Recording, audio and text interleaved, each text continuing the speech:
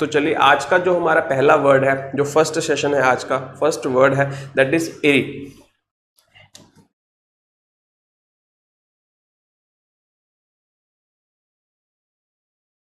ठीक है, तो हमने यहाँ पे जो वर्ड लिखा दैट इज इरी।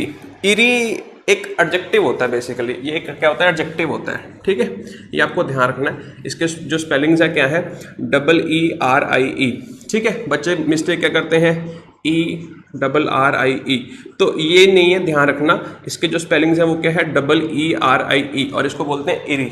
ठीक है, तो इतनी बात आपको समझ आ गई। ठीक, अब इसका मतलब जो होता है वो क्या होता है, मैं आपको समझाने की कोशिश करता हूँ कि एक ऐसी चीज़ है जो सुजेस्ट कर रही है कि एक ऐसी सिचुएशन में ये वर्ड यूज़ किया जाता है, एक ऐसी फीलिंग के लिए ये वर्ड यूज़ किया जाता है जिसमें आपको डर लगता है। बेसिकली क्या लगता है, डर। एक्चुअल में क्या मीनिंग होता है, वो डर कहाँ से प्रोड्यूस होता है, वहाँ से प्रोड्यूस होता है जहाँ पे हम चीज़ों को कहते हैं सुपर नेचुरल। तो कोई ऐसी चीज that suggest it is super natural, तो वहां पे हम यूज करते हैं ये वर्ड इरी का।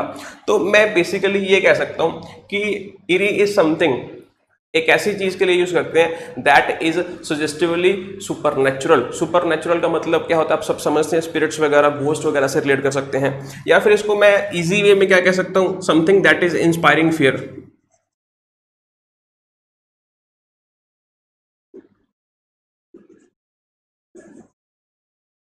ठीक है, तो ये इसका मीनिंग होता है, सिंपल सा ये मीनिंग होता है। जैसे सपोज करो कि आप कहीं पे भी चले गए, ठीक है, जैसे मैं आपको बोलूं कि आप ग्रेवयार्ड चले गए, शमशान घाट चले गए, ठीक है, या फिर कहीं भी ऐसे सुनसान जगह चले गए, तो एक स्ट्रेंज सी फीलिंग आती है ना यार, वो स्ट्रेंज फीलिंग कहते हैं। जैसे मैं बोलूं आ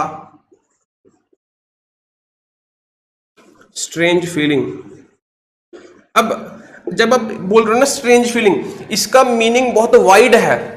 अब इसके मीनिंग बहुत सारे निकल सकते हैं। कोई इंसान सैड फील कर रहा है तो उसको भी हम ये बोल सकते हैं स्ट्रेंज। लेकिन अगर आपने ये वाला मीनिंग पर्टिकुलरली ये वाला मीनिंग कन्वे करना है, ठीक है, तो आपको आज एक अच्छा वर्ड मिला, कौन सा, इरी, तो आप ये वर्ड यूज कीजिए।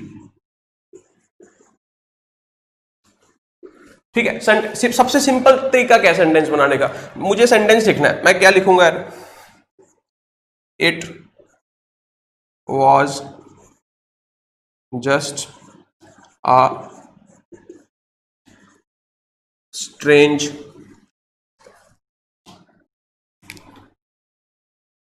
and eerie feeling, comma said Lisa। ठीक है, तो ये मैंने सेंटेंस लिख लिया। तो इसका मतलब क्या है कि लीजा ने कहा कि यार ये जस्ट एक स्ट्रेंज सी और एक इरी फीलिंग थी, तो इरी से जो मीनिंग है वो कंक्रीट हो गया। तो आई होप आपको ये मीनिंग समझ आ गया होगा। अब आपको क्या करना है, मैंने आपको बता दिया, सेंटेंस लिखना है, आप कहीं से भी ढूंढिए या फिर अपना बना के लिखिए, मैं ट्राई करूंगा कि मैं सबको रिप्लाई करूं। और इसके जो सिनोनिम्स हो सकते हैं, और अगर मैं बात करूं क्या सिनोनिम्स हो सकते हैं, एक तो मैंने आपको बता दिया फियर, इंस्पायरिंग फियर, तो फियर से कौन सा वर्ड याद आ रहा है, फ्राइटनिंग, फ्राइटनिंग वर्ड यूज कर सकते हैं।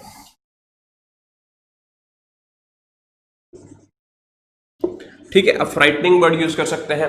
और कौन सा वर्ड यूज कर सकते हैं, सुपर नेचुरल वर्ड यूज कर सकते हैं। उसके मीनिंग्स बहुत वाइड हो जाएंगे, लेकिन अगर आपको कंक्रीट सटीक रहना है तो आप कौन सा वर्ड यूज करोगे, इरी। तो आई होप आपको ये मतलब जो है समझ आ गया होगा। और भी बहुत सारे वर्ड्स हैं, मिस्टीरियस वर्ड यूज कर सकते हैं, बाकी अब मैं नहीं बताऊंगा, आप ट्राई कीजिए, आप इसके सिनोनिम्स लिखिए या फिर एक छोटा सा सेंटेंस लिखिए। जो वर्ड है दैट इज इकास्टे। अब देखो, मैंने अभी एक वर्ड बोला इकास्टे, ठीक है, तो ये जो वर्ड है ना, ये काफ़ी कंफ्यूजिंग वर्ड है। इसके जो स्पेलिंग्स हैं वो क्या है, ECSTASY। अब आप इसकी प्रोनाउंसिएशन कैसे करेंगे, अभी तक मैंने आपको नहीं बताई, चलो जो भी बताई, ठीक है, आप बताइए कि इसकी प्रोनाउंसिएशन कैसे करोगे।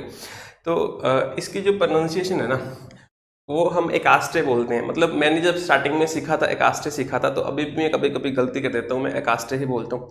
लेकिन इसकी जो सही प्रोनाउंसिएशन है दैट इज एक्सटसे। क्या है, एक्सटसे। मैं आपको लिख देता हूँ EXTASY।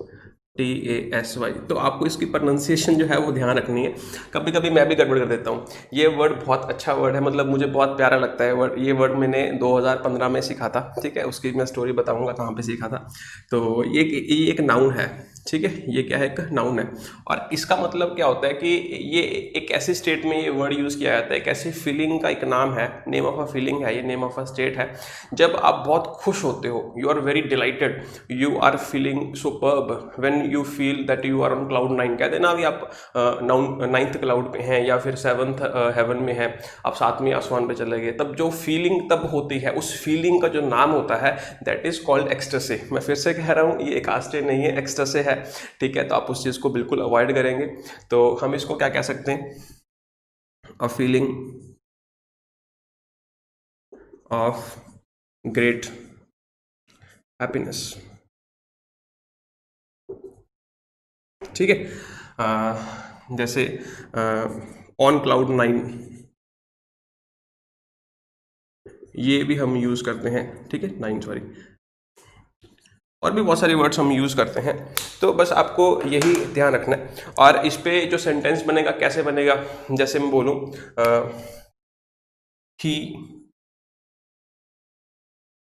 shouted in,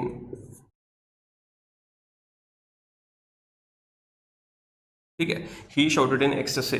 तो कोई इंसान है, वो बहुत खुश हुआ, उसको कोई न्यूज़ मिल गई कि तुम्हारी जॉब लग गई। ठीक है, तो वो बहुत खुश हुआ और उसने ज़ोर से चिल्लाया। लेकिन हमें कैसे पता चला, अगर सपोज करो आप इतना सेंटेंस लिखोगे तो नेगेटिव भी हो सकता है ना। और लेकिन हमें इसको पॉजिटिव बनाना है, इसको हमें बहुत पॉजिटिव बनाना है, एक्सप्रेस करना है कि जो वो इंसान चला रहा है तो वो बहुत खुशी से चला रहा है। ठीक है, वो बहुत खुश है इस टाइम पे, वो बहुत डिलाइटेड है, तो फिर हमें साथ में ये मेंशन करना पड़ेगा। तो इसीलिए कई बार क्या होता है, अक्सर ऐसा ही होता है हमारे साथ कि हम अपनी फीलिंग्स को एक्सप्रेस नहीं कर पाते। क्यों? क्योंकि हमारे पास वोकेबलरी की कमी होती है। तो वही है कि हम यहाँ पे वो धीरे धीरे सीखते जाएंगे, तो आपको पता चल जाएगा क्या है। और यहाँ पे देखोगे, ये एक वर्ब है और ये एक प्रेपोजिशन है, और ये प्रेपोजिशन का अपना क्या हो गया, एक ऑब्जेक्ट हो गया, और ये हमारा क्या बन गया, फ्रेज बन गया। और ये जो फ्रेज है इसको हम बोलेंगे एडवर्ब ऑफ मैनर। किस तरीके से वो इंसान शाउट किया, इन एक्सटेसी। ठीक है, तो ये ग्रामर भी थोड़ी बहुत आपको सिखाता रहूंगा, जो बच्चे जानते हैं समझ गए होंगे।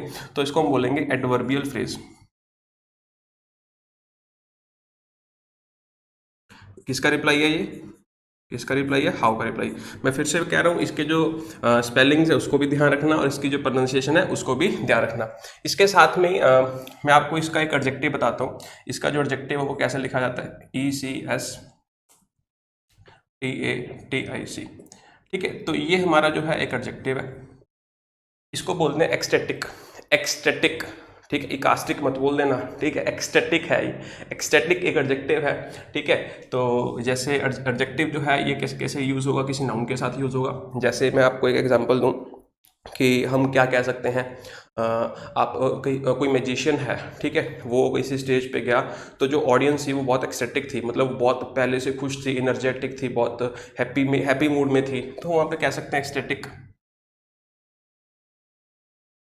फैंस,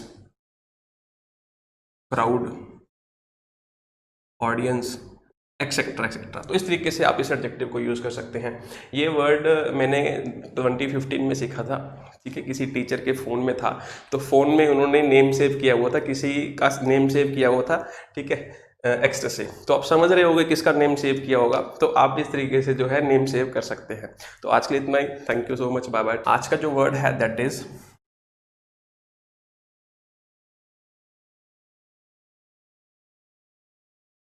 अब इस वर्ड को आप कैसे प्रोनाउंस करेंगे।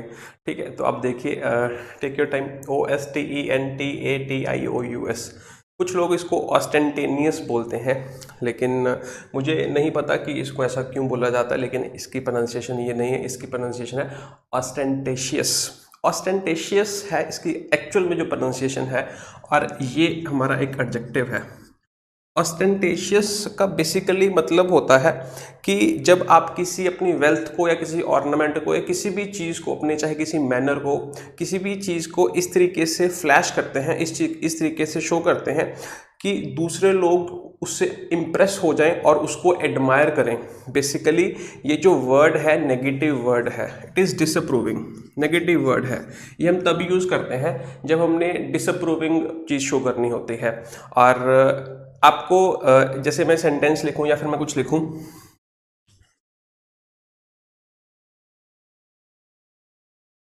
ऑस्टेंटेशियस वेडिंग सबसे अच्छा तरीका है इसको याद करने का ऑस्टेंटेशियस वेडिंग। जैसे पंजाब में आपने देखा होगा कि जो वेडिंग्स होती हैं लोग ज़रूरत से ज़्यादा अपनी जेब से बाहर निकल के खर्चा करते हैं, लोन लेके खर्चा करते हैं, ठीक है। तो वो मतलब बहुत शो ऑफ करते हैं कि ये चीज़ें हमने कर ली, इतनी बड़ी शादी की। तो वो बेस्ट एग्जाम्पल है इस वर्ड को एक्सप्रेस करने के लिए। और इस वर्ड को आप यहाँ पे कैसे याद रखोगे मैं आपको समझाने की कोशिश करता हूँ, ध्यान से देखना। आप यहाँ पे देखोगे कि इसमें एक वर्ड है दैट इज टेंट। टेंट कहाँ पे लगता है? शादी में लगता है। तो इसी वजह से मैंने वो एग्जांपल उठाई है। तो आई होप आपको ये वर्ड जो है याद रहेगा। और ये बहुत ही अच्छा वर्ड है जब आपको इस तरीके का जो कंटेक्स्ट है वो दिखाना होता है। जैसे मैं बोलूँ देवर या फिर the leaders were criticised for their ostentatious lifestyle. तो आप ऐसे भी बोल सकते हैं, ठीक है। तो मतलब हमें पता है कि ये जो बातें लिखी हैं आप इससे जो है कंटेक्स्ट अच्छे तरीके से समझ गए होंगे। तो छोटा सा वर्ड था ऑस्टेंटेशियस, जिसका मतलब क्या है कि ज़रूरत से ज़्यादा बढ़ के एक्सप्रेस करना कि सामने वाला आपको जो है वो एडमायर करे। जैसे मैं बोलूँ, आपने देखा होगा कि कुछ लोगों के कुछ ऐसा एक दांत लगा होता है, तो वो भी फ्लैश करते हैं उस चीज़ को, अपनी वेल्थ को फ्लैश करते हैं, ठीक है। तो वो भी डिसअप्रूविंग होता है बेसिकली। तो वहाँ पे भी बोल सकते हैं ऑस्टेंटेशियस टीथ, ठीक है। तो मुझे एक बात बताना कि यहाँ पे जो लिखा हुआ है ये सही लिखा है गलत लिखा?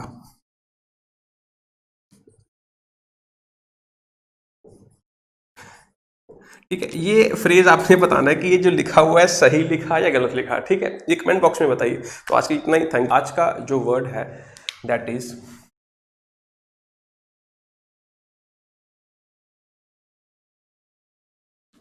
Eaves drop. इसको हम क्या बोलते हैं, प्रोनाउंसिएशन कैसे होगी इसकी? Eaves drop.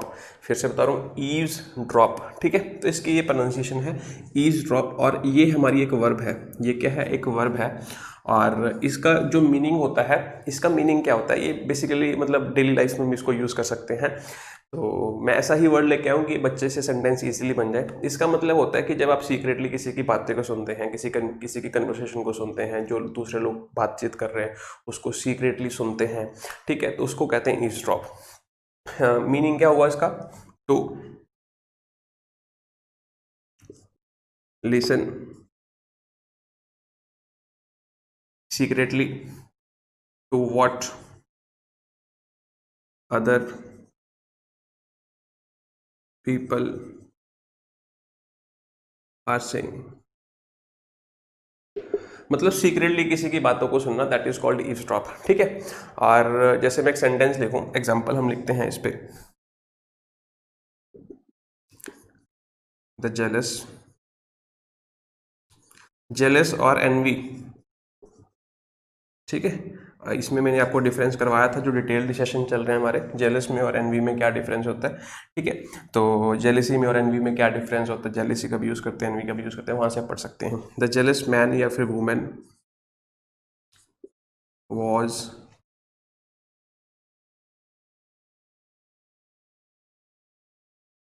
स्पेलिंग का ध्यान रखना, यहाँ पे क्या EAVESDROPP होगा, पी नहीं होगा, ठीक है। Was eavesdropping on her wife's conversation, ठीक है। तो आप मीनिंग समझ गए होंगे, कोई इंसान जेलस है और अपने पत्नी की बातों को सीक्रेटली सुन रहा है। इसमें सबसे इंपॉर्टेंट जो बात है इस वर्ड की वो ये है कि ये एक इंट्रांजिटिव वर्ब है। जो बच्चों को नहीं पता ट्रांसिटिव इंट्रांसिटिव क्या होता है, वो ग्रामर के सेशंस देख लें, ठीक है। मुझे लगता है कुछ ना कुछ पढ़े होंगे, उसमें मैंने बताया होगा। और इंट्रांसिटिव वर्ब है तो इसका मतलब इसके साथ इसका कोई डायरेक्ट ऑब्जेक्ट नहीं आएगा, मतलब बीच में कोई प्रेपोजिशन आएगी, तो इसके साथ जो प्रेपोजिशन यूज होती है दैट इज ऑन। ध्यान रखना, वेरी वेरी इंपॉर्टेंट। आपने देखा होगा कि मैंने ईव्सड्रॉपिंग के साथ किसका यूज़ किया? ऑन का यूज़ किया। तो ये बात इंपॉर्टेंट है। बच्चे बोलेंगे कि सर ये क्या चीज़ होती है, पता नहीं। ऐसे जिनको नहीं पता इतनी बात समझ लो कि जैसे आपने ये तो पढ़ा होगा कि अगर मैं यहाँ पे लिखूँ smile, she smiled in at me, ठीक है। तो हमने यहाँ पे किसका यूज़ करते हैं? एट का यूज़ करते हैं, ठीक है। तो ये भी एक इंट्रांसिटिव वर्ब है। वैसे ही अब यहाँ पे ये प्रेपोजिशन और ये प्रेपोजिशन का अपना क्या एक ऑब्जेक्ट है, तो सेम वे यहाँ पे ये इंट्रांसिटिव वर्ब है और ये एक प्रेपोजिशन है और ये प्रेपोजिशन का कन्वर्सेशन इसका क्या हो गया, ऑब्जेक्ट हो गया, और हर वाइफ यहाँ पे क्या हो गया, पॉसेसिव एडजेक्टिव हो गया। इतनी बात क्लियर हो गई। तो ये वर्ड करना था हमें, तो आई होप आपको ये वर्ड जो है समझ आया होगा और मिलते हैं नेक्स्ट क्लास में। Thank you, bye bye, take care. आपको एक सेंटेंस लिखना है, अच्छा सा कोई भी सेंटेंस बना लीजिए, ठीक है, कोई भी सेंटेंस। अब जैसे मैं एक सेंटेंस लिखूँ, एक लिख लेते हैं, sorry taking your more time. I knew that he had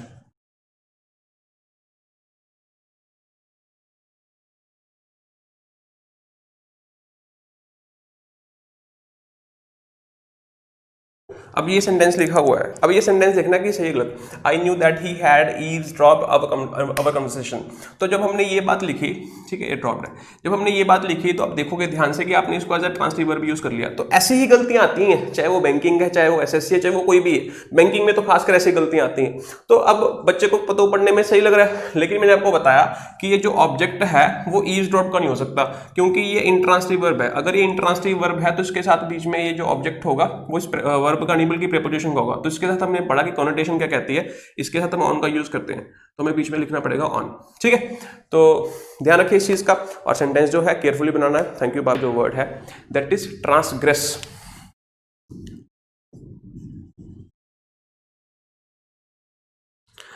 तो स्पेलिंग सीख लीजिए सबसे पहले, TRANSGRESS, ट्रांसग्रेस बोलते हैं जी इसको, और ये हमारी एक वर्ब है। और इसकी अगर मैं सिंगुलर फॉर्म की बात करूं तो वो बहुत सिंपल है, इतना डाल के पीछे ES लगा दो तो ये इसकी सिंगुलर फॉर्म बन जाएगी, ट्रांसग्रेसेस, ठीक है। अगर मैं बोलूंगा दे तो दे के साथ ट्रांसग्रेस लिखोगे, अगर मैं बोलूंगा ही शी तो उसके साथ ट्रांसग्रेसेस लिखोगे। अब इसकी सेकंड और थर्ड फॉर्म की बात कर लेते हैं।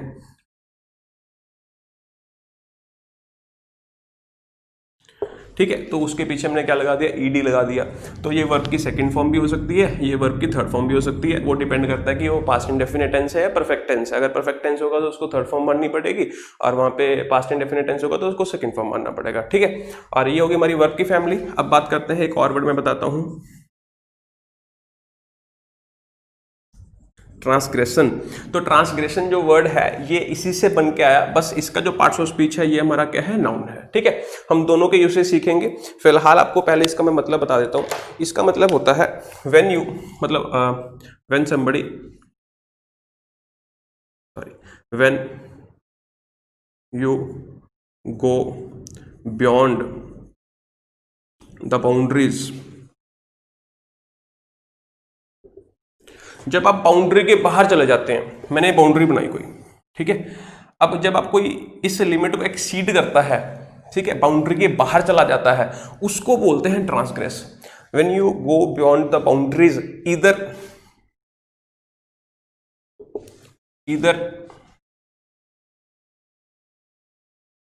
फिजिकली और मॉरली, चाहे आप फिजिकली चले जाओ चाहे आप मॉरली चले जाओ। फिजिकली का मतलब कि आप कोई ऐसा एक्ट कर रहे हैं जिसमें आपकी बॉडी मोशन में आ रही है, दैट इज कॉल्ड फिजिकली, ठीक है। मॉरली का मतलब क्या है, आप मेंटली ऐसा काम कर रहे हैं, किसी लॉ को ब्रेक कर दिया, ठीक है, तो उसको हम कह रहे हैं मेंटली, मॉरली या फिर मेंटली, ठीक है। तो ये इस बेसिक वर्ड का बेसिक मीनिंग होता है। अब एक चीज समझना कि मैंने यहाँ पे क्या बोला था, एक्सीड द लिमिट कह सकते हैं इसको, ठीक है। बेसिकली ट्रांसग्रेस का मतलब क्या, exceed the limit. Exceed the limit का मतलब क्या है, जब आप बाउंड्री से बाहर जा रहे हैं, या फिर उसको और क्या बोल सकते हैं, वायलेट। जब आप रूल को वायलेट करते हैं, वायलेट का मतलब भी क्या हो जाएगा, ट्रांसग्रेस। आई होप आपको ये मीनिंग समझ आ गया होगा। अब बात करते हैं इस सेंटेंस की, और क्या, और कौन सा वर्ड यूज कर सकते हैं, break, break the rule, violate the rule, ठीक है। तो वो सारे वर्ड्स जो है इसकी फैमिली में आ जाएंगे, लेकिन अगर आपको प्रॉपर वर्ड चाहिए तो उसको हमने क्या कह दिया, ट्रांसग्रेस। अब ये कहां से आया वर्ड, इसके बारे में भी बात करेंगे। पहले मैं इसका एक सेंटेंस लिख देता हूं। जैसे मैं सेंटेंस लिखूं, there are always some students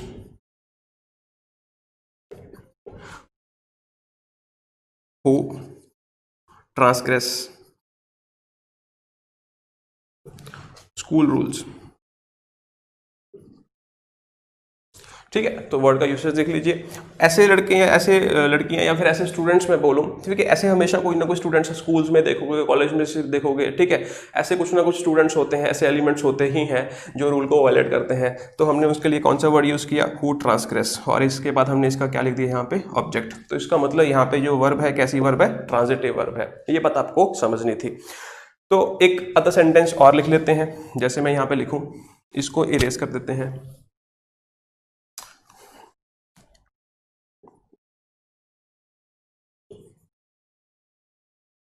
transgressing provokes violence. ठीक है, तो जो ट्रांसग्रेसिंग है हमने यहाँ पे इसको एज अ सब्जेक्ट यूज कर लिया, और ये सब्जेक्ट है तो इसका मतलब यहाँ पे इसको हम क्या बोलेंगे, क्या बोलेंगे, जेरेंट। तो ये हमारी वर्ब हो गई, ये हमारा क्या हो गया, ऑब्जेक्ट हो गया। तो जो ट्रांसग्रेसिंग है बेसिकली वो किसको इंसाइट करती है, किसको आजाद करती है, वायलेंस को। ट्रांसग्रेस करोगे तो अल्टीमेटली क्या होगा, वायलेंस होगा। ठीक है, तो आई होप आपको ये जो वर्ड है वो समझ आ गया होगा। एक अदर सेंटेंस और लिख लेते हैं, we will punish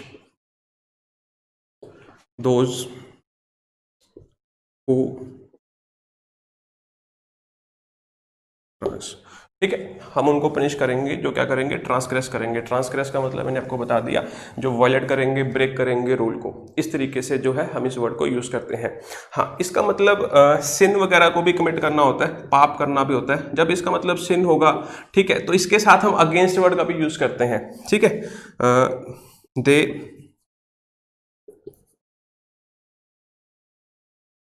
ट्रांसग्रेस्ड against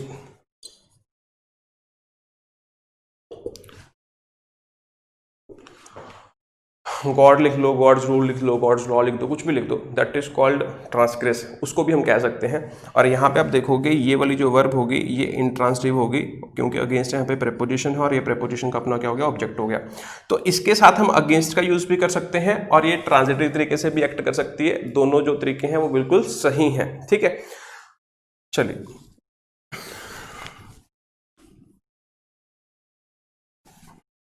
basically एक चीज और बतानी है, ये जो वर्ड बना, ये वर्ड बना कहाँ से, आपको याद रखने का सबसे इजी तरीका क्या है, ये वर्ड बना है कहाँ से, ग्रेस। ग्रेस एक रूट वर्ड है। ग्रेस क्या, एक रूट वर्ड है, जिसका मतलब होता है to step, to move, to step या फिर टू मूव। आप देख रहे हो ट्रांसग्रेस का मतलब मैंने क्या बताया, बाउंड्री से बाहर जाके काम करना कुछ। ठीक है, दैट इज मॉरली और फिजिकली इलीगल, आप ऐसे कह सकते हैं। तो हमें पता चल गया कि ये जो ग्रेस वर्ड है इसका मतलब स्टेप होता है। इससे और भी बहुत सारे वर्ड्स हैं, प्रोग्रेस हो गया, अग्रेसिव हो गया, इंग्रेस हो गया, रिग्रेस हो गया, ठीक है, कांग्रेस हो गया। तो जो कांग्रेस वर्ड है वो भी इसी से बना।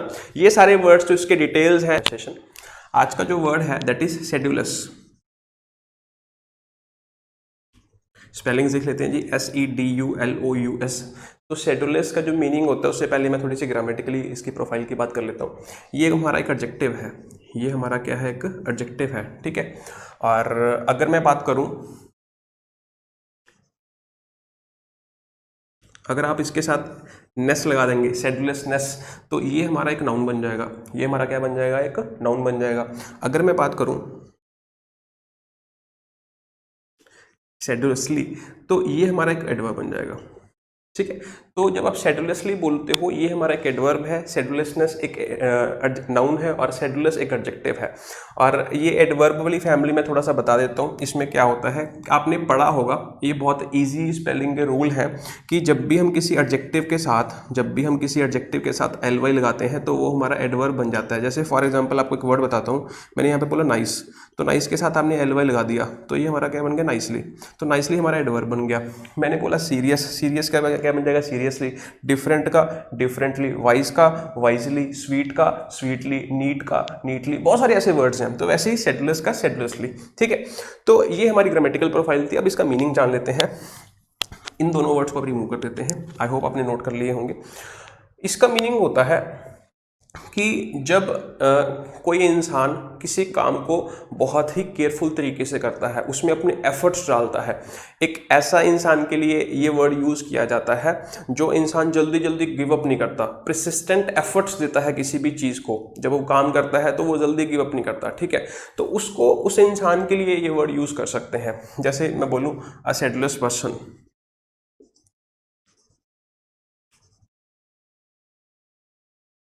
ठीक है। तो इसका मतलब ये है कि अगर ये एक ऐसा इंसान है जो किसी काम को छोड़ता नहीं है, उसके पीछे बढ़ जाता है कि हाँ ये करके छोड़ना है, जब तक उसको सक्सेस नहीं मिलता, जब तक उसको रिजल्ट नहीं मिलता। तो इसका मतलब हम ये कह सकते हैं, it is, this word is used for a person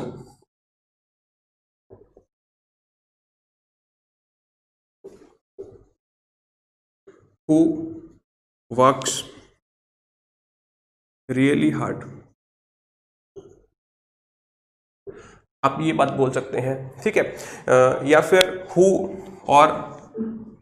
और लिख लो, डजंट गिव अप इजीली, जल्दी जल्दी हार मानने वालों में से नहीं है। तो उस इंसान के लिए ये वर्ड जो है यूज़ किया जाता है। ये किसी एक्टिविटी के लिए भी यूज़ कर सकते हैं। जैसे फॉर एग्जांपल एक क्वेश्चन आया हुआ है एग्जाम में, तो वो बहुत ही प्यारा क्वेश्चन है। क्या क्वेश्चन है, आप मीनिंग समझना सेंटेंस का। यू मे इन्वेंट, या फिर यू मे डिवाइस। ध्यान रखना, डिवाइस का मतलब होता है इन्वेंट करना किसी चीज को, ठीक है। यू मे डिवाइस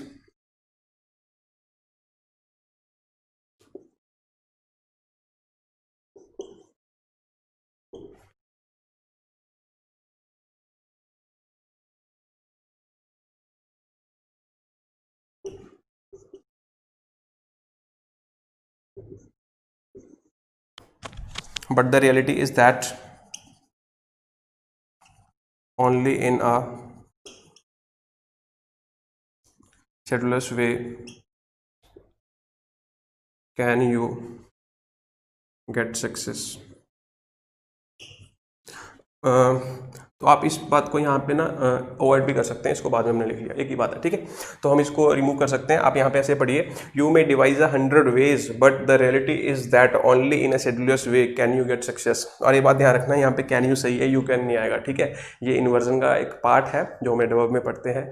तो जिन बच्चों ने पढ़ा होगा ये उनको समझ आ गया होगा, जिन्होंने नहीं भी पढ़ा तो टॉपिक डाल देंगे, ये एक छोटा सा टॉपिक है, इंपॉर्टेंट है एग्जाम्स के लिए, ठीक है। तो देखो यहाँ पे उसने क्या बोला कि चाहे तुम हजारों तरीके या फिर 100 तरीके जो है उसको इन्वेंट कर लो, ठीक है, लेकिन जो सच्चाई है ये है, सक्सेस कैसे मिलेगा, तुम्हारे परसिस्टेंट एफर्ट से मिलेगा। जब तुम किसी काम के पीछे पड़ जाओगे और उसमें हार्ड वर्क करोगे और उसको जल्दी छोड़ोगे नहीं, तब जाके आपको सक्सेस मिलेगा। और इस वर्ड को हम देखो कितना पॉजिटिव वर्ड है, लेकिन इस वर्ड को हम नेगेटिव वे में भी यूज कर सकते हैं। फॉर एग्जाम्पल,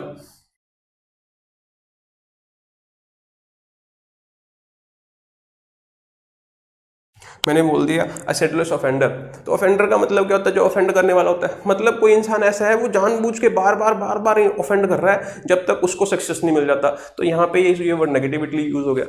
बात समझ आ रही है? तो इस तरीके से इस वर्ड को आप यूज कर सकते हैं। और यहाँ पे देखो शेड्यूलर्स जो है किसी तरीके के लिए यूज हो गया, तो इसका मतलब ये एक ऐसा वे है जिसमें आपको बहुत सारे एफर्ट्स डालने पड़ेंगे। और बहुत सारे एफर्ट से मेरे को एक और वर्ड याद आता है जिसको हम क्या कहते हैं, क्या कहते हैं, पेन्स टेकिंग। आपने नाउन में ये वर्ड जरूर पढ़ा होगा। तो पेन्स टेकिंग भी हमारा एक एडजेक्टिव है, ठीक है। हम जनरली हम ये बात बोलते हैं, यहीं पे लिख लेते हैं, painstaking attention to detail, ठीक है। तो ये देखो अटेंशन हमारा क्या हो गया, एक नाउन हो गया, और ये हमारा क्या हो गया, एडजेक्टिव हो गया। ये फ्रेज हम यूज करते हैं, अटेंशन टू डिटेल यूज करते हैं ना। तो आप यहाँ पे शेड्यूलर्स अटेंशन भी बोल सकते हो, दोनों सही। आप यहाँ पे एक और वर्ड भी यूज कर सकते हो शेड्यूलर्स का जो सिनोनिम है, दैट इज डिलीजेंट, ठीक है। डिलीजेंट नहीं होता, डिलीजेंट होता है, ठीक है। याद कैसे रखोगे, जेंट से। जेंट का मतलब जेंटलमैन, जेंटलमैन का मतलब जो काम अच्छे तरीके से काम रह के क्वाइट रह के एफर्ट्स के साथ करता है, ठीक है। तो इस तरीके से आप ये वर्ड को याद रख सकते हो। बाकी एक दो सिनोनिम और है, आप नीचे कमेंट कीजिए, आप कोशिश कीजिए, ठीक है।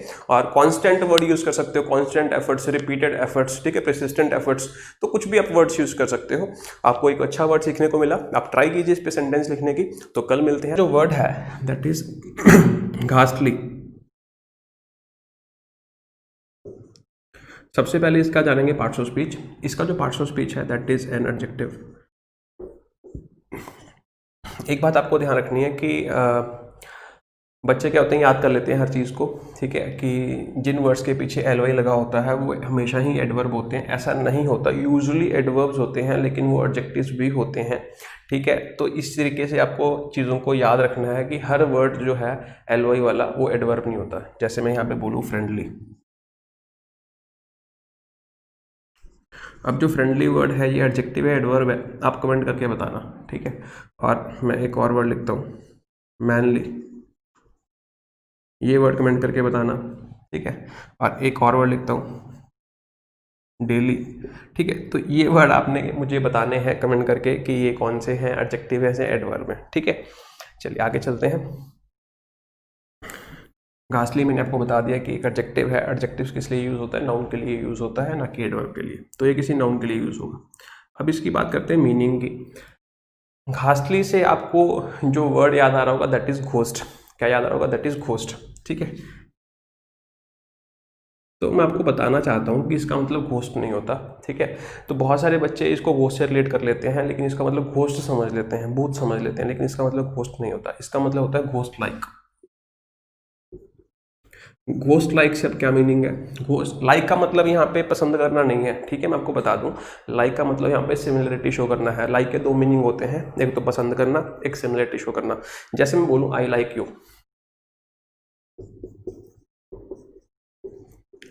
तो इसका मतलब यहाँ पे पसंद करना, इसका मतलब यहाँ पे एडमायर करना, इसका मतलब यहाँ पे पसंद करना। क्लियर। अगर मैं बोलूँ आई एम लाइक यू, ठीक है। अब आपको शायद लग रहा होगा कि ये सेंटेंस गलत है, लेकिन ये भी सही है, ठीक है। अगर आपने ये नहीं सुना तो ये तो सुना होगा।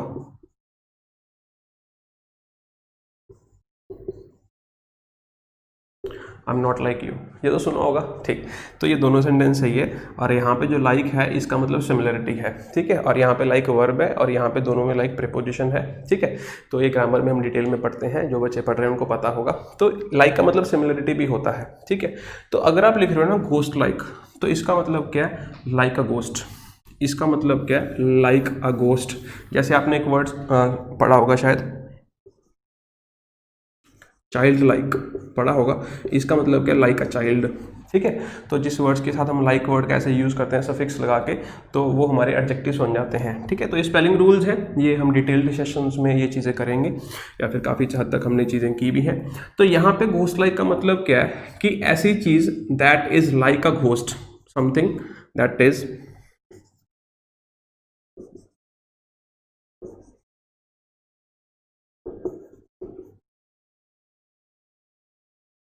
ठीक है।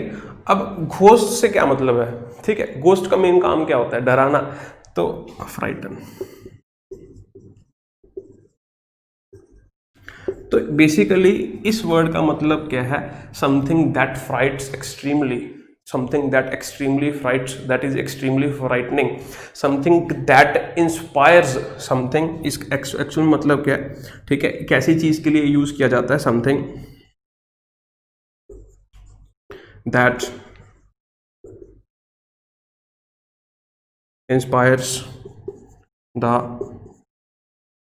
visions of death। मतलब आप कैसे भी इस वर्ड को समझ सकते हैं।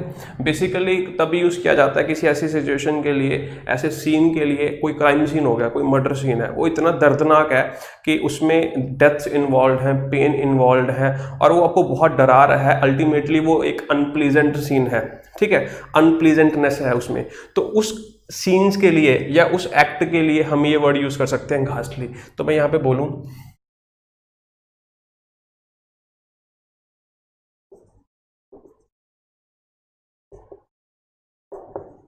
मर्डर वगैरह जो भी लिख लो, घासली एक्सीडेंट, ठीक है।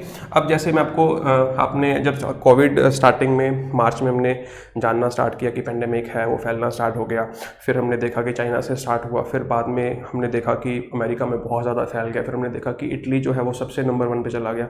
तो आपने न्यूज़ वगैरह पे या सोशल मीडियाज़ पे देखा होगा, वहाँ पे जो लाशों की तस्वीरें आती थी, ठीक है, कि वहाँ पे इतनी लाशें दफनाई जा रही हैं।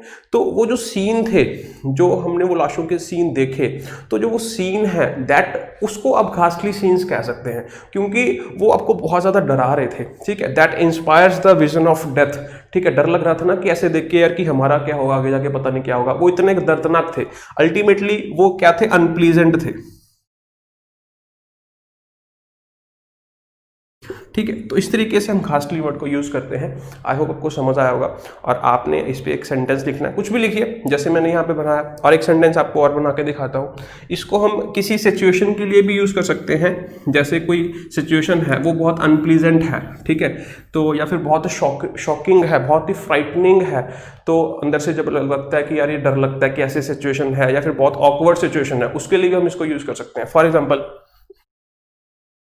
देवर, दिख रहे हैं यहाँ पे, हाँ, they were talking about nepotism. Nepotism का मतलब सबको पता होगा, ठीक है। They were talking about nepotism for a movement, for a ghastly movement.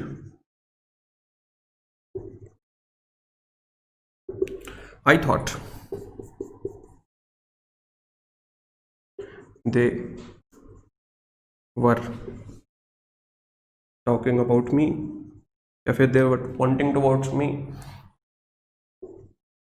इस तरीके से। अब यहाँ पे घास्टली का मतलब ये इंस्पायरिंग डेथ वाला मीनिंग नहीं है, अब हम ये थोड़ा सा उससे दूर आ गए हैं। अब यहाँ पे हम कह सकते हैं कि टेरिबल मीनिंग कह सकते हैं इसका, मतलब जो टेरिबल है, ठीक है। यहाँ पे इसका मतलब हॉरिफाइंग था, डरावना, लेकिन यहाँ पे इसका मतलब टेरिबल हो सकता है, ठीक है।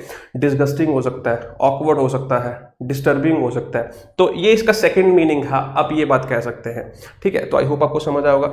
जैसे कॉन्जरिंग मूवी है, ठीक है, काफ़ी फेमस है हॉलीवुड में, एक 13B करके मूवी है, ठीक, इंडियन मूवी है, तो उसमें कह सकते हैं सम ऑफ द सीन्स वर घास्टली, ठीक है, कुछ जो सीन्स थे वो घास्टली थे, वो बहुत ही डिस्टर्बिंग थे, तो उस तरीके से भी आप इस वर्ड को यूज़ कर सकते हैं। आई होप आपको ये वर्ड समझ आया होगा। आपको एक सेंटेंस लिखना छोटा सा ट्राई कीजिए, और बाकी जो बच्चे सेंटेंसेस लिखते हैं उनको भी पढ़िए, तो आपको पता चलेगा कि सिंटैक्स कैसे बनता है, ठीक है। Thank you so much. को स्टार्ट करते हैं। आज का जो वर्ड है दैट इज प्रैग्मेटिक।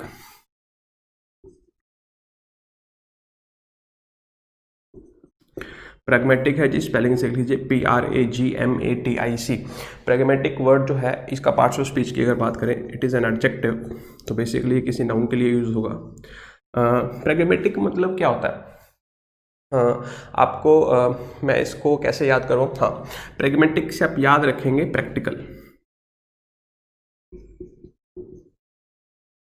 जब आप किसी चीज़ को रियलिस्टिक वे में या प्रैक्टिकल वे में सॉल्व करते हैं, तो तब हम ये वर्ड यूज़ करते हैं प्रैग्मेटिक। कैसे याद रखोगे, प्रैग्मेटिक से क्या याद रखोगे, प्रैक्टिकल।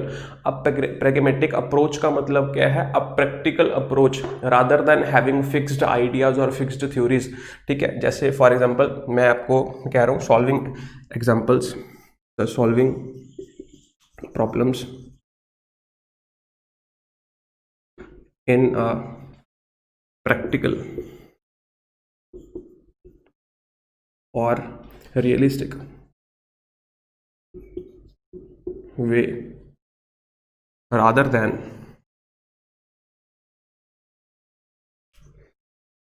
by having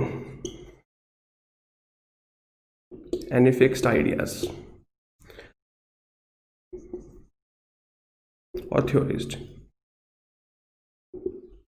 एक होता है ना कि हम कहते हैं यार कि आपको ये रूल्स के अकॉर्डिंग इस प्रोसेस को सॉल्व करना है, लेकिन हमें पता है कि वो रूल्स इतना थ्योरेटिकल है, कि वो इतना आइडियलिस्टिक है, कि वो मत कहते हैं ना बुकिश नॉलेज, एक होती है बुकिश नॉलेज, एक होती है थ्योरेटिकल नॉलेज, उसी को थ्योरेटिकल नॉलेज कहते हैं, प्रैक्टिकल नॉलेज। तो वही जो बात है प्रैक्टिकल वाली बात, कि किसी चीज़ को ऑब्जर्व करके, ठीक है, सॉल्व करना, या प्रैक्टिकल वे में सॉल्व करना, रियलिस्टिक तरीके से सॉल्व करना, रादर देन कि जो बुक में थ्योरी दी हुई है कि इसको इस थ्योरी से सॉल्व करके देखो, तो उस सिचुएशन में हमें यूज करना पड़ता है वर्ड कौन सा, प्रैग्मेटिक, ठीक है। तो जैसे मैं बोलूं, pragmatic approach is often more successful then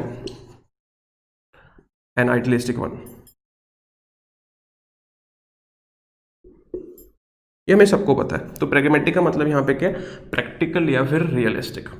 समझ आ गया आपको वर्ड? तो बहुत इजी वर्ड था, और ये वर्ड मैंने हिंदू के न्यूज़पेपर से लिया था।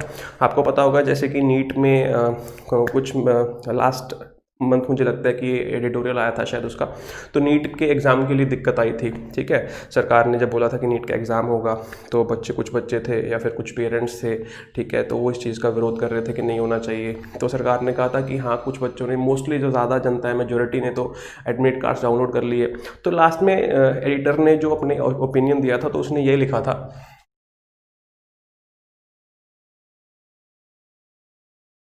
pragmatic compromises are inevitable। तो इस सेंटेंस का क्या मतलब है? इस सेंटेंस का मतलब क्या है कि प्रेगमेटिक का मतलब क्या है, कई बार लाइफ में ऐसा होता है कि जो रियलिस्टिक कॉम्प्रोमाइज़ होते हैं ना, जो कई बार हमें ऐसे कॉम्प्रोमाइज़ करने पड़ते हैं जो ग्राउंड रियलिटी पे होने चाहिए। तो उन्होंने वही बोला था कि हाँ, चांसेस तो हैं कि इससे कोरोना फैल सकता है, लेकिन हमारे पास कोई और ऑप्शन ही नहीं है। तो जो रियलिस्टिक कॉम्प्रोमाइज़ है ना, उनको तो वो करना ही पड़ेगा। इनविटेबल का मतलब क्या होता है कि that something that can not be avoided और प्रिवेंटेड। ठीक है, तो इस तरीके से ये वर्ड को आप यूज़ कर सकते हैं। और आपको एक सेंटेंस लिखना है, कुछ भी सेंटेंस बना के लिखिए। तो अभी के लिए इतना ही, थैंक यू। जो वर्ड है दैट इज सगेशियस।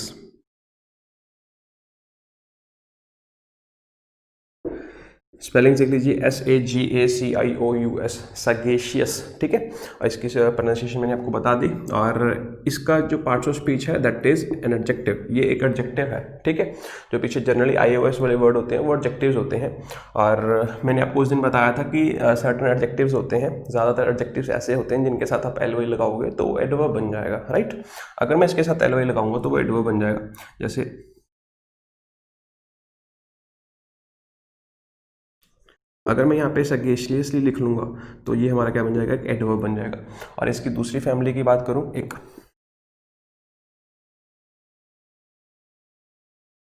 शगेशियसनेस, तो ये हमारा एक नाउन है। ठीक है, तो आपको ध्यान रखना है, नेस वाले वर्ड जो होते हैं ना, ये हमेशा नाउन होते हैं। हाँ ठीक है, LY वाले वर्ड्स मैंने आपको बताया था एडवर्ब और एडजेक्टिव दोनों हो सकते हैं। और शगेशियस यहाँ पे जो है ये हमारा एक एडजेक्टिव है। अब इसका मतलब क्या है? इसका मतलब क्या है? Having or showing ability to make sound judgements. ठीक है, जैसे मैं लिखता हूँ यहाँ पे, हैविंग और showing ability to make sound judgments। ठीक है, ये जजमेंट। अब यहाँ पे साउंड का मतलब पता है क्या? सेंसिबल। अब सेंसिबल का मतलब क्या है? यहाँ पे एक ऐसी चीज जो ट्रस्ट वर्दी हो, जिस पे आप रिलाई कर सकते हैं, on which you can rely. ठीक है, जिस पे आप भरोसा कर सकते हैं। बेसिकली सगेशियस एक ऐसे इंसान के लिए यूज किया जाता है जिस इंसान को चीज़ों की परख हो। हम कहते हैं ना यार, इस इंसान को चीज़ों की परख है कि कौन सी चीज़ अच्छी है, कौन सी चीज़ बुरी है। तो जो वो सेंस है उसके पास, उस सेंस के लिए उस पर्सन को हम सगेशियस कहते हैं। तो अल्टीमेटली मैं ये कह सकता हूँ कि हम सगेशियस किसको कहते हैं? A person who is wise. A person who is wise. समझ आ गई बात? हाँ, अगर और मैं दूर चला जाऊँ तो मैं कह सकता हूँ, अगर किसी इंसान को, जैसे सपोज करो कोई फ़ोन लेने चले गए, ठीक है, अब मुझे फ़ोन की नॉलेज नहीं है, तो मैं अपने ऐसे फ्रेंड को ले जाऊंगा जिसको फ़ोन की नॉलेज है। तो मैं उसको वहाँ पे कह सकता हूँ कि उसको वहाँ पे साउंड जजमेंट है या साउंड नॉलेज है उस चीज़ की, साउंड अंडरस्टैंडिंग है कि कौन सा फ़ोन अच्छा है, किस रेंज में लेना चाहिए। तो उस केस में मैं उसके लिए सगेशियस वर्ड यूज़ कर सकता हूँ। या फिर कोई इंसान डिफिकल्ट सिचुएशन में है, ठीक है, उसका बिजनेस लॉस हो रहा है, तो उसको अब कोई ऐसा पर्सन हायर करना पड़ेगा जो कि सगेशियस हो, ताकि जो उसकी जजमेंट हो या फिर वो डिसीजन मेकिंग करे तो वो ऐसे ही हो कि वापस उसका जो बिजनेस है वो प्रॉफिट्स में आ जाए। ठीक है, तो इस केस में हम सगेशियस वर्ड का यूज कर सकते हैं। और इसको हम और भी क्या बोल सकते हैं? Expert. Although both are different things. Expert का मतलब क्या है कि वो पर्टिकुलर अपने फील्ड में एक्सपर्ट है, लेकिन इसका मतलब क्या है कि जो एक ऐसा इंसान जिसके पास सेंस ऑफ अंडरस्टैंडिंग है। ठीक है, तो थोड़ा सा डिफरेंस है, लेकिन इसको इस कैटेगरी में डाल सकते हैं, आप ये कह सकते हैं। और एक्सपर्ट को हम और भी क्या कहते हैं? एडेप्ट। ध्यान रखना, ADEPT है, ADOPT नहीं है। अडॉप्ट का मतलब समथिंग एल्स होता है, अडेप्ट का मतलब समथिंग एल्स होता है, ये अडेप्ट है, ADEPT। ठीक है, तो मैं वो वाले वर्ड्स भी लिख सकता हूँ। एक होता है अडॉप्ट, एक होता है अडेप्ट। ठीक है, तो तीनों वर्ड्स में डिफरेंस है। हम यहाँ पे अडेप्ट की बात कर रहे हैं। अडॉप्ट का मतलब क्या होता है, किसी ऐसी चीज़ को अपना लेना जो हमारी नहीं है। वी आर ऐसी चीज़ को अपना लिया जो हमें बिलोंग नहीं करती, something that is unknown to us. ठीक है, अडेप्ट का मतलब क्या है, अडेप्ट का मतलब क्या, अपने आप को ढाल लेना, कस्टमाइज करना, अकलमेटाइज करना खुद को किसी चीज़ की तरफ। ठीक है, जैसे आप किसी इन्वायरमेंट में चले गए, उसके अकॉर्डिंग आपने अपने आप को ढाल लिया। ठीक है, चलो आपको ये चीज़ें क्लियर होगी। और भी इसको बोल सकते हैं, और क्या बोल सकते हैं, फार साइटेडनेस।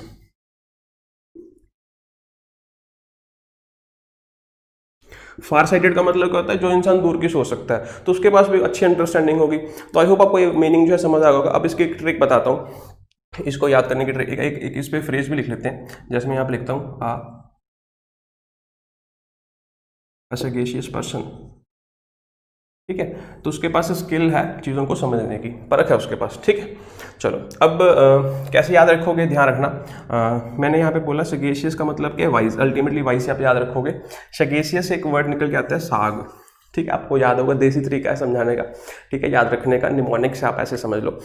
साग खाने से इंसान जो होता है वो क्या होता है, वाइज होता है। तो आप इस तरीके से इसको वर्ड को याद रख सकते हैं। और मैंने आपको इसका कंटेक्स्ट समझा दिया। ये हमारा एक एडजेक्टिव है, और ये हमारा एक एडवर्ब है, और ये हमारा एक नाउन है। क्लियर, आई होप आपको ये बातें समझ आई होंगी। तो आपने एक वर्ड लिखना है, और आज आपका टास्क क्या है, आपको एक वर्ड लिखना है, उसमें वो एडजेक्टिव होना चाहिए, एक सेंटेंस लिखना है, और एक सेंटेंस लिखना है कि जिसमें वो एडवर्ब होना चाहिए, और एक सेंटेंस ऐसा लिखना है जिसमें कि वो नाउन होना चाहिए। ठीक है, मैं अपनी तरफ से एक एक सेंटेंस कमेंट्स में लिखूंगा, आज यहाँ पे नहीं लिखूंगा, तो आप उसको पढ़ना और आप रियलाइज करना कि क्या हम भी ऐसे सेंटेंसेस बना सकते हैं। तो चलिए ठीक है, तो हम डिस्कस करते हैं। आज का जो वर्ड है दैट इज बीकन। बीकन जो वर्ड होता है ये एक नाउन होता है, आपने सुना होगा, बहुत ही कॉमनली यूज वर्ड है ये। आज क्यों डिस्कस कर रहे हैं इसके बारे में भी चर्चा करेंगे। बीकन एक बेसिकली नाउन होता है, जो मैं बोलूँ कि किसी फायर को कहते हैं, किसको कहते हैं, फायर को कहते हैं, जो क्या देती है, सिग्नल। जो क्या देती है, सिग्नल। सिग्नल किसी वार्निंग का कह सकते हैं, किसी डेंजर का कह सकते हैं। तो उस तरीके से हम इसको यूज करते हैं। जैसे आपने मूवीज में देखा होगा पुराने जमाने में कि उनके हाथ में कुछ पकड़ा होता था, उसके ऊपर फायर लगी होती थी। तो वो कब चलाते थे उसको, जब सामने वाले को सिग्नल देना होता था। दो पार्टी खड़ी है, ठीक है, एक पार्टी इधर खड़ी है, एक पार्टी इधर खड़ी है, उन्होंने एक दूसरे को सिग्नल देना है, तो वो कैसे देंगे, फायर का यूज करके। तो जो टॉप पे हम फायर का यूज करते थे किसी भी चीज के, चाहे वो किसी हिल की बात कर रहे हैं, चाहे वो किसी कोई इंस्ट्रूमेंट है, उसके टॉप पे उन्होंने फायर यूज की सामने वाले को सिग्नल देने के लिए, तो उस फायर को बेसिकली हम क्या कहते हैं, बीकन कहते हैं। आपको बात समझ आ गई, ठीक। जैसे अभी आजकल कैसे यूज करते हैं समझना। बीकन जो है ये क्या एक नाउन है, क्या मतलब होता है, a light placed somewhere to guide vehicles and warn them of danger. पहले फायर यूज करते थे, आजकल क्या यूज करने लगे, लाइट। कहाँ पे प्लेस की होती है, कहीं पे भी प्लेस की होती है, जनरली टॉप पे प्लेस की जाती है। ठीक है, किसको गाइड करने के लिए, व्हीकल्स हो सकते हैं, वो कोई भी चीज हो सकती है, ये जस्ट मैंने आपको आइडिया देने के लिए दिया। और जनरली क्यों यूज की जाती है, वार्निंग देनी होती है किसकी, डेंजर की। ठीक है, और यहाँ पे आप देखोगे, यहाँ पे क्या लिखा, यहाँ पे कहा क्या है, लाइट हाउस है। लाइट हाउस के ऊपर आप देख पा रहे हो एक लाइट चल रही है, इसको हम क्या कहेंगे, बीकन कहेंगे। ये लाइट हाउस के ऊपर बीकन क्यों लगा होता है, क्योंकि आपने देखा होगा कि अल्टीमेटली शोर के पास, मतलब ये समुद्र के पास होता है। जो शिप्स जो है समुद्र में गुमराह हो जाते हैं, उनको नहीं रास्ता पता चलता, तो उनको डायरेक्शन देने के लिए, उनको पाथ दिखाने के लिए, उनको गाइड करने के लिए ये लाइट चलती है कि भाई ये इधर से अगर लाइट आ रही है तो तुम इस डायरेक्शन में मूव कर सकते हो। तो वही मतलब है, अल्टीमेटली गाइड करने के लिए कह सकते हैं, या फिर वार्निंग कह सकते हैं, डेंजर कह सकते हैं, किसी भी पर्पज से हम इसको यूज कर सकते हैं। बेसिकली मतलब क्या होता है, सिग्नल देना। ठीक है, समझ आ गया। आपने एक और बहुत सारे फ्रेजेस यूज होते हैं, अ बीकन ऑफ होप, आपने वो बहुत बार सुना होगा। ठीक है, अ बीकन ऑफ होप का मतलब क्या होता है, a beacon of hope, a beacon of hope. ठीक है, तो ये जो बीकन ऑफ होप होता है, इसका मतलब क्या होता है, बीकन ऑफ होप। देखो, बीकन मैंने बताया कि ऐसी कोई चीज जो आपको क्या कर रही है, गाइड कर रही है। तो बीकन ऑफ होप का मतलब क्या है, कि एक ऐसी चीज जो आपको क्या दिखाती है, होप दिखाती है। ठीक है, तो बीकन ऑफ होप का ये मतलब होता है। जैसे मैं आपको बताऊं कि यहाँ पे देखो क्या लिखा है, the new vaccine is a beacon of hope for thousands of people in India. कि ये जो वैक्सीन है ना, ये होप है हमारी, कि अब हमें वैक्सीन आ गई है, तो 2019 तो हमारा खराब हो गया, अब ये वैक्सीन ही हमें होप दिखा रही है यार कि 2020 हमारा खराब नहीं होगा, और अच्छे तरीके से हमारी जो इकोनॉमी है या फिर हमारा लाइफस्टाइल है वो वापस नॉर्मल हो जाएगा। ठीक है, तो ये बीकन ऑफ होप इस तरीके से हम यूज कर सकते हैं। और ये भी हमारा यहाँ पे क्या है, नाउन है। और आप ध्यान से देखोगे, ये जो इज है ये मेन वर्ब है, लिंकिंग वर्ब है, और ये जो बीकन ऑफ होप है यहाँ पे, ये हमारा क्या है, कॉम्प्लीमेंट। ठीक है, और कॉम्प्लीमेंट यहाँ पे ई वाला है, आई वाला नहीं है। तो अगर ये जो बीकन है अगर ये नाउन है तो इसका मतलब ये एज अ सब्जेक्ट भी यूज कर सकते हैं, ये एज अ ऑब्जेक्ट भी यूज कर सकते हैं, और ये एज अ कॉम्प्लीमेंट भी यूज कर सकते हैं। तो आपने बीकन ऑफ ट्रुथ सुना होगा। बीकन ऑफ ट्रुथ का मतलब क्या होता है? तो बीकन ऑफ ट्रुथ का मतलब आपका एक ऐसा कंपेनियन हो सकता है जो आपको सही गाइड करे। मतलब क्या है, जैसे मैं एग्जांपल ले लूं, आपका ग्रुप है एक, ठीक है, और आपके ग्रुप में मैं बोलता हूँ एक ऐसा इंसान है जो बीकन ऑफ ट्रुथ है। तो बीकन ऑफ ट्रुथ का मतलब क्या है कि अगर आप कुछ कर रहे हो, ठीक है, आपने कोई कदम उठा लिया कि हाँ ये है, तो आपको वो सही बताएगा कि ये तुम्हारे लिए सही है या गलत है। तो अगर आप कुछ गलत कर रहे हो तो आपको वो सच बताएगा। एक तो होते हैं ना कि आपको यार मतलब हम कहते हैं कि वो हर बात में यस मिला देते हैं, तो वो नहीं। बीकन ऑफ ट्रुथ का मतलब क्या है कि अल्टीमेटली आपकी उससे इंप्रूव जो आपकी परफॉर्मेंस है वो इंप्रूव होगी, या फिर आपके लिए वो कोच का काम करेगा। तो वैसे हम बीकन ऑफ ट्रुथ का यूज करते हैं। तो आज हम ये वर्ड क्यों डिस्कस कर रहे हैं ये बात मैं आपको बताता हूं, ध्यान से देखिएगा। तो ये देखिए, आज हिंदू ने मुझे ये भेजी है मेल, ठीक है, और उन्होंने आज ही भेजी है, देखो सुबह 10:05 पे भेजी है, ठीक है, और उन्होंने ये ईयर एंड की सेल पे ऑफर वगैरह दिया है कुछ, और ये लिखा हुआ है be the beacon of honesty during dark times. और इसका मीनिंग अब आपने मुझे कमेंट में बताना है, और उसके ऊपर be the beacon, be the truth, be the hope, या फिर बीकन को कैसे भी यूज करके आप इस पे सेंटेंस लिख सकते हैं। बीकन एक वर्ब की तरीके से भी यूज किया जा सकता है, इसका मतलब होता है होप देना, ठीक है, तो वो भी मीनिंग हम यूज कर सकते हैं। और ये देखो इन्होंने ऑफर वगैरह दिया है, तो इसके बारे में तो चलो क्या बात करनी, ठीक है, आज के लिए हम इतना ही करेंगे। आज हमने जो डिस्कस करना है वो एक वोकैबुलरी बेस्ड क्वेश्चन ही है, आप ये कह सकते हैं, ठीक है, वो काफी आता रहता है एग्जाम में। कंटिन्यू के साथ हम टू डू का यूज कब करते हैं, कंटिन्यू के साथ हम डूइंग का यूज कब करते हैं, तो ये हमको देखना है, ठीक है। ये भी बिल्कुल सही पैटर्न है, ये भी सही पैटर्न है, लेकिन दोनों के मीनिंग में थोड़ा सा फर्क होता है। वो क्या फर्क होता है आप एक बार ट्राई करें। जैसे हमने यहाँ पे सेंटेंसेस लिखे हुए हैं, he continue to teach English, he continued teaching English. दोनों सेंटेंसेस अपनी जगह पे बिल्कुल ठीक है, बस थोड़ा सा मीनिंग में डिफरेंस है। वही हमको देखना है कि क्या डिफरेंस है। देखो जो डिफरेंस है वो क्या है, एक में हम इन्फिनेटिव का यूज कर रहे हैं, 2+V1 हमें सबको पता है कि इन्फिनेटिव होता है, और यहाँ पे हमें पता है कि कंटिन्यूड के बाद ये इसका ऑब्जेक्ट लिखा हुआ है, तो ये जेरंड लिखा हुआ है। तो यहाँ पे दोनों ही, यहाँ पे ये जो ऑब्जेक्ट है इस वर्ब के लिखे हुए हैं, कंटिन्यू वर्ब के ऑब्जेक्ट लिखे हुए हैं, बस ये इन्फिनिटिव फॉर्म में लिखा हुआ है और ये जेरंड फॉर्म में लिखा हुआ है। तो ये कब कब यूज करते हैं ध्यान से समझना, ठीक है। पहले हम इसको समझ लेते हैं कि इन्फिनेटिव और जेरंड में क्या डिफरेंस होता है।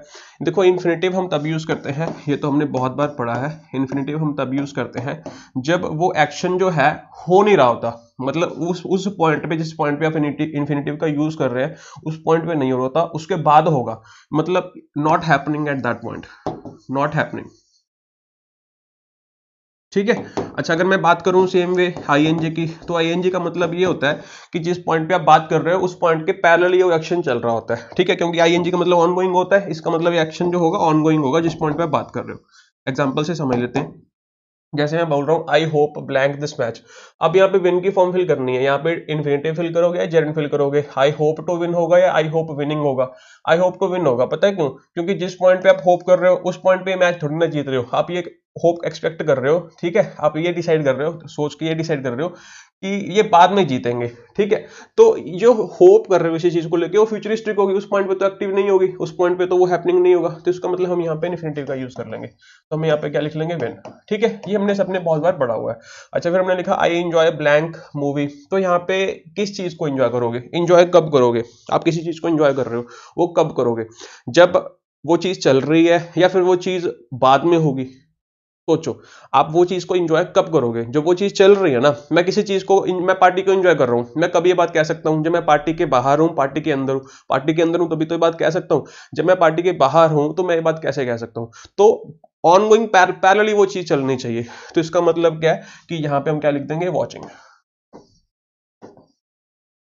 ठीक है जी। सिंपल बात समझ आ गई कि आईएनजी फॉर्म कब यूज करते हैं और ये टू विन कब यूज करते हैं। तो अब हमें यही बात हमको समझनी है यहाँ पे, ठीक है। कंटिन्यू का मतलब क्या होता है, किसी चीज को कंटिन्यू करना, रिज्यूम करना, ठीक है। अब यहाँ पे देखो क्या लिखा हुआ है, अगर मैं कह रहा हूं ना ही कंटिन्यू टू टीच, इसका मतलब ये है कि जिस पॉइंट पे ये बात बोली जा रही है ना उस पॉइंट पे ये एक्टिविटी हो नहीं रही, उस पॉइंट पे ये एक्टिविटी हो नहीं रही, तो वो उस चीज को रीस्टार्ट करेगा, आप ये कह सकते हैं। जैसे कोई इंसान है वो पढ़ा रहा है, उसने क्या किया 2012 से लेके, ठीक है, 2015 तक पढ़ा दिया, ठीक है। 2015 तक पढ़ा दिया। उसके बाद उसने एक साल का गैप ले लिया।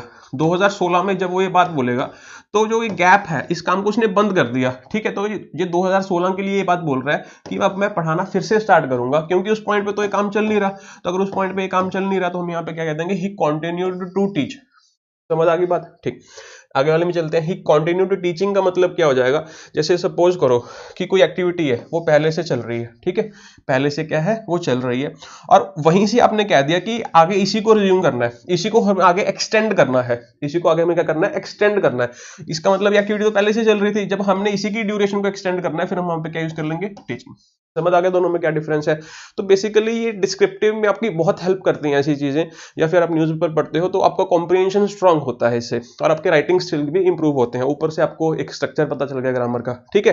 तो अभी अपने आप में दोनों सेंटेंस सही हैं, लेकिन अगर मैं बात करूं इनकी, ठीक है, मैंने आपके लिए 2 क्वेश्चन दिए हैं।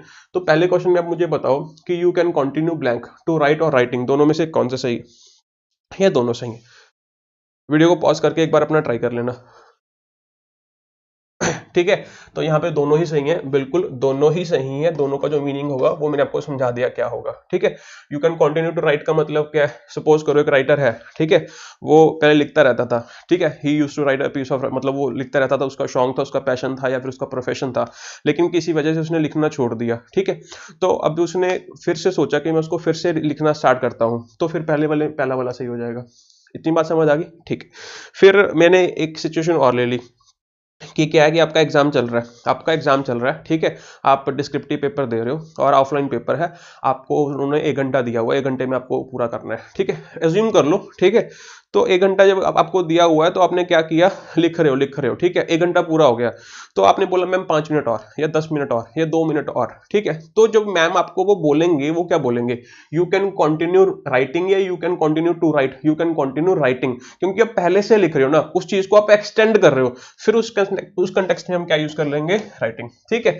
तो वही है कि सारी जो सिनेरियो है, सारी लैंग्वेज जो है वो कंटेक्स्ट के आधार पर ही चलती है, कोई भी रूल्स नहीं होते इसमें, ठीक है, कि हमें रूल याद करवा दिए जाते हैं कि टू राइट कब यूज करो या फिर राइटिंग कब यूज करो, ऐसा कुछ नहीं है। हर वर्ड का अपना अपना यूसेज होता है, अपना अपना मीनिंग होता है। यहाँ पे आ जाओ, you can now continue to sing या सिंगिंग। अब इसमें आपने बताना है कि कौन सा सही होगा, कौन सा गलत होगा, दोनों सही होंगे, दोनों गलत होंगे, ठीक है। और इसके ऊपर कंटिन्यू डूइंग या कंटिन्यू टू डू के ऊपर आप कोशिश करना कि ये कमेंट बॉक्स में सेंटेंस लिखने की कोशिश करो। आज का वर्ड स्टार्ट करते हैं। आज का जो वर्ड है दैट इज एनिक्डोटल। देखो स्पेलिंग्स देख लो पहले, ANECDOTAL।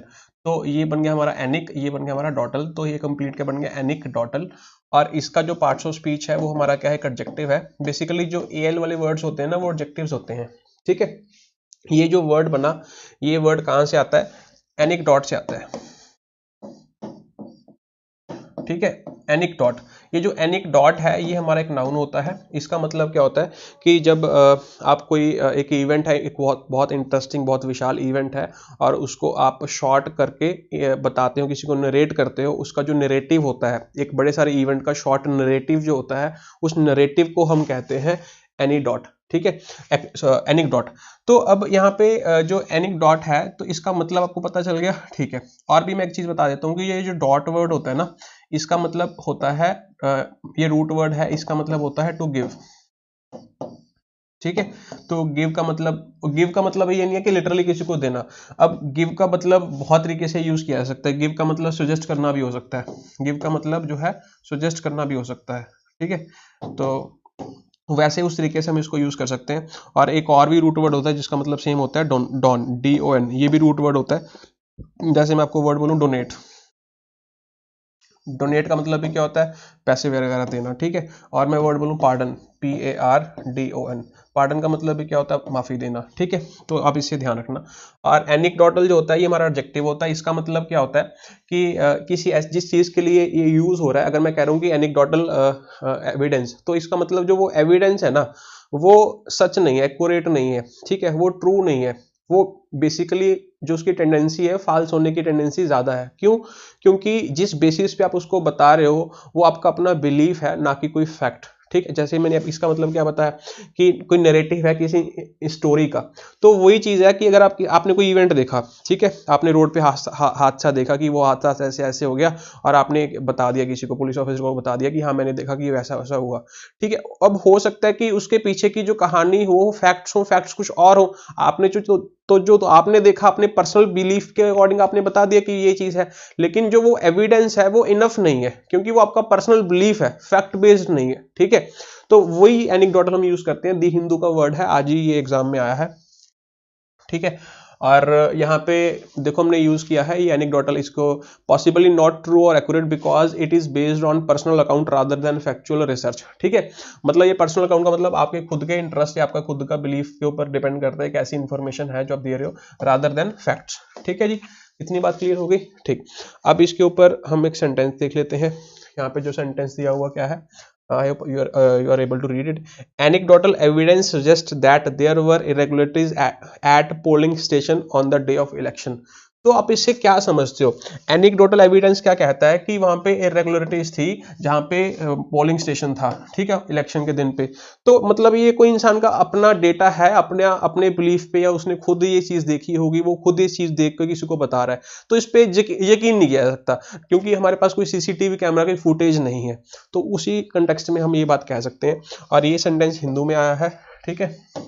सेंटेंस क्या पढ़ लेते हैं। Anecdotal evidence points to infection spreading in commercial centres and at workplaces, therefore there is a long way to go before people can really put the pandemic behind them, ठीक है। तो ये क्या कह रहा है कि जो एनेक्डोटल एविडेंस है ना, वो पॉइंट कर रहा है, रेफर कर रहा है, किसको रेफर कर रहा है, मतलब जो इन्फेक्शन है वो क्या सजेस्ट कर रहा है कि जो इन्फेक्शंस है वो फैल रही हैं, कहाँ फैल रही हैं, जो कमर्शियल सेंटर्स वगैरह हैं, जो मतलब हमारी मार्केट्स वगैरह हैं, या फिर वर्क प्लेसेस वगैरह हैं, ऑफिसेज वगैरह हैं, ठीक है। Therefore there is a long way to go, ठीक है। लॉन्ग वे टू गो का मतलब क्या होता है कि हमने अकम्प्लिश तो कर लिया, काफी कुछ अकम्प्लिश कर लिया, कोविड को हमने कर्व करने के लिए काफी कुछ अकम्प्लिश कर लिया हमने, ठीक है, कर्फ्यू लगाया, ये किया, वो किया, 36 तरीके के हमने काम किए, लेकिन अभी भी हमें बहुत कुछ करना है, उस पर बहुत सारी काम करने हैं जिससे कि चीजों को हम बेहतर बना सके।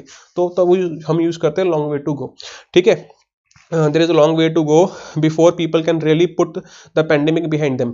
अब ये put behind ना एक फ्रेजल वर्ब होता है, जिसका मतलब होता है कि किसी ऐसी चीज को, किसी ऐसे इवेंट को भुला देना जो इवेंट दर्दनाक है, या फिर वो पेनफुल है, या फिर सैड इवेंट है। तो कोविड जो है ये दर्दनाक ही एक तरीके से, तो उस चीज को भुला देना और आगे फ्यूचर में बढ़ना या फ्यूचर के बारे में सोचना। तो अभी हमें बहुत कुछ करना है, ठीक है, कि मतलब इस पॉइंट पे पहुंचने के लिए हमें बहुत कुछ करना है अभी। तो यही उन्होंने ये सेंटेंस यूज किया है। आई होप आपको एनेक्डोटल जो वर्ड है ये क्लियर हो गया होगा। आज के लिए हम इतना ही करेंगे। अगर आपको ये वीडियो वगैरह पसंद आ रही है, इसका वर्ड काफ़ी इंपॉर्टेंट है क्योंकि वो कोविड वैक्सीन के साथ रिलेटेड है, और मुझे लगता है कि उसके ऊपर एक डिस्क्रिप्टिव पे भी आपको क्वेश्चन आ सकता है। आज का जो हमारा वर्ड है दैट इज ड्राई रन, और ये एक ही सिंगल यूनिट है। जैसे मैं सपोज करो लिखूं स्कूल टीचर, तो जो स्कूल टीचर है ये भी तो एक ही यूनिट है ना, वैसे ही ड्राई रन भी एक ही यूनिट है, और ये एक नाउन है। ये क्या है? एक नाउन है।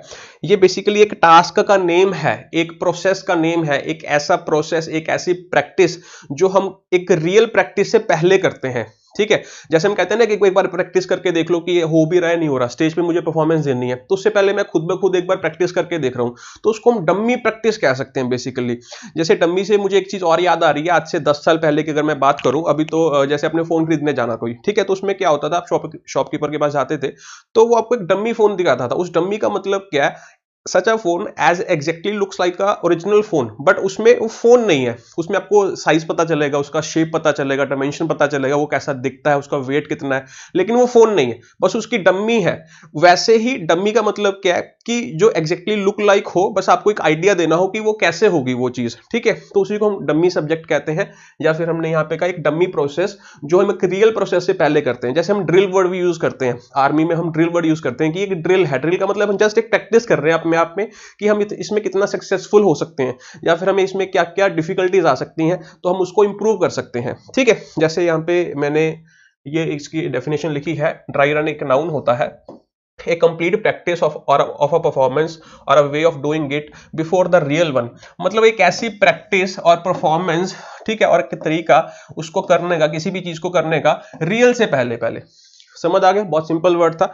और इसके एग्जांपल देख लेते हैं। Covid vaccine dry run start in new Delhi. तो इसका मतलब आपको पता है वैक्सीन आई है, ठीक है, इंडिया में, और वैक्सीन देनी है गवर्नमेंट को सभी लोगों को, तो उससे पहले वो ड्राई रन करेंगे। ड्राई रन का मतलब पहले ड्रिल करेंगे कि हाँ कितनों को देनी है, कैसे कैसे देनी है, तो वो पूरा प्रोसेस जो है वो ऐसे डमी तरीके से करेंगे, ठीक है। और वो कहां पे स्टार्ट हो गया, न्यू दिल्ली में स्टार्ट हो गया।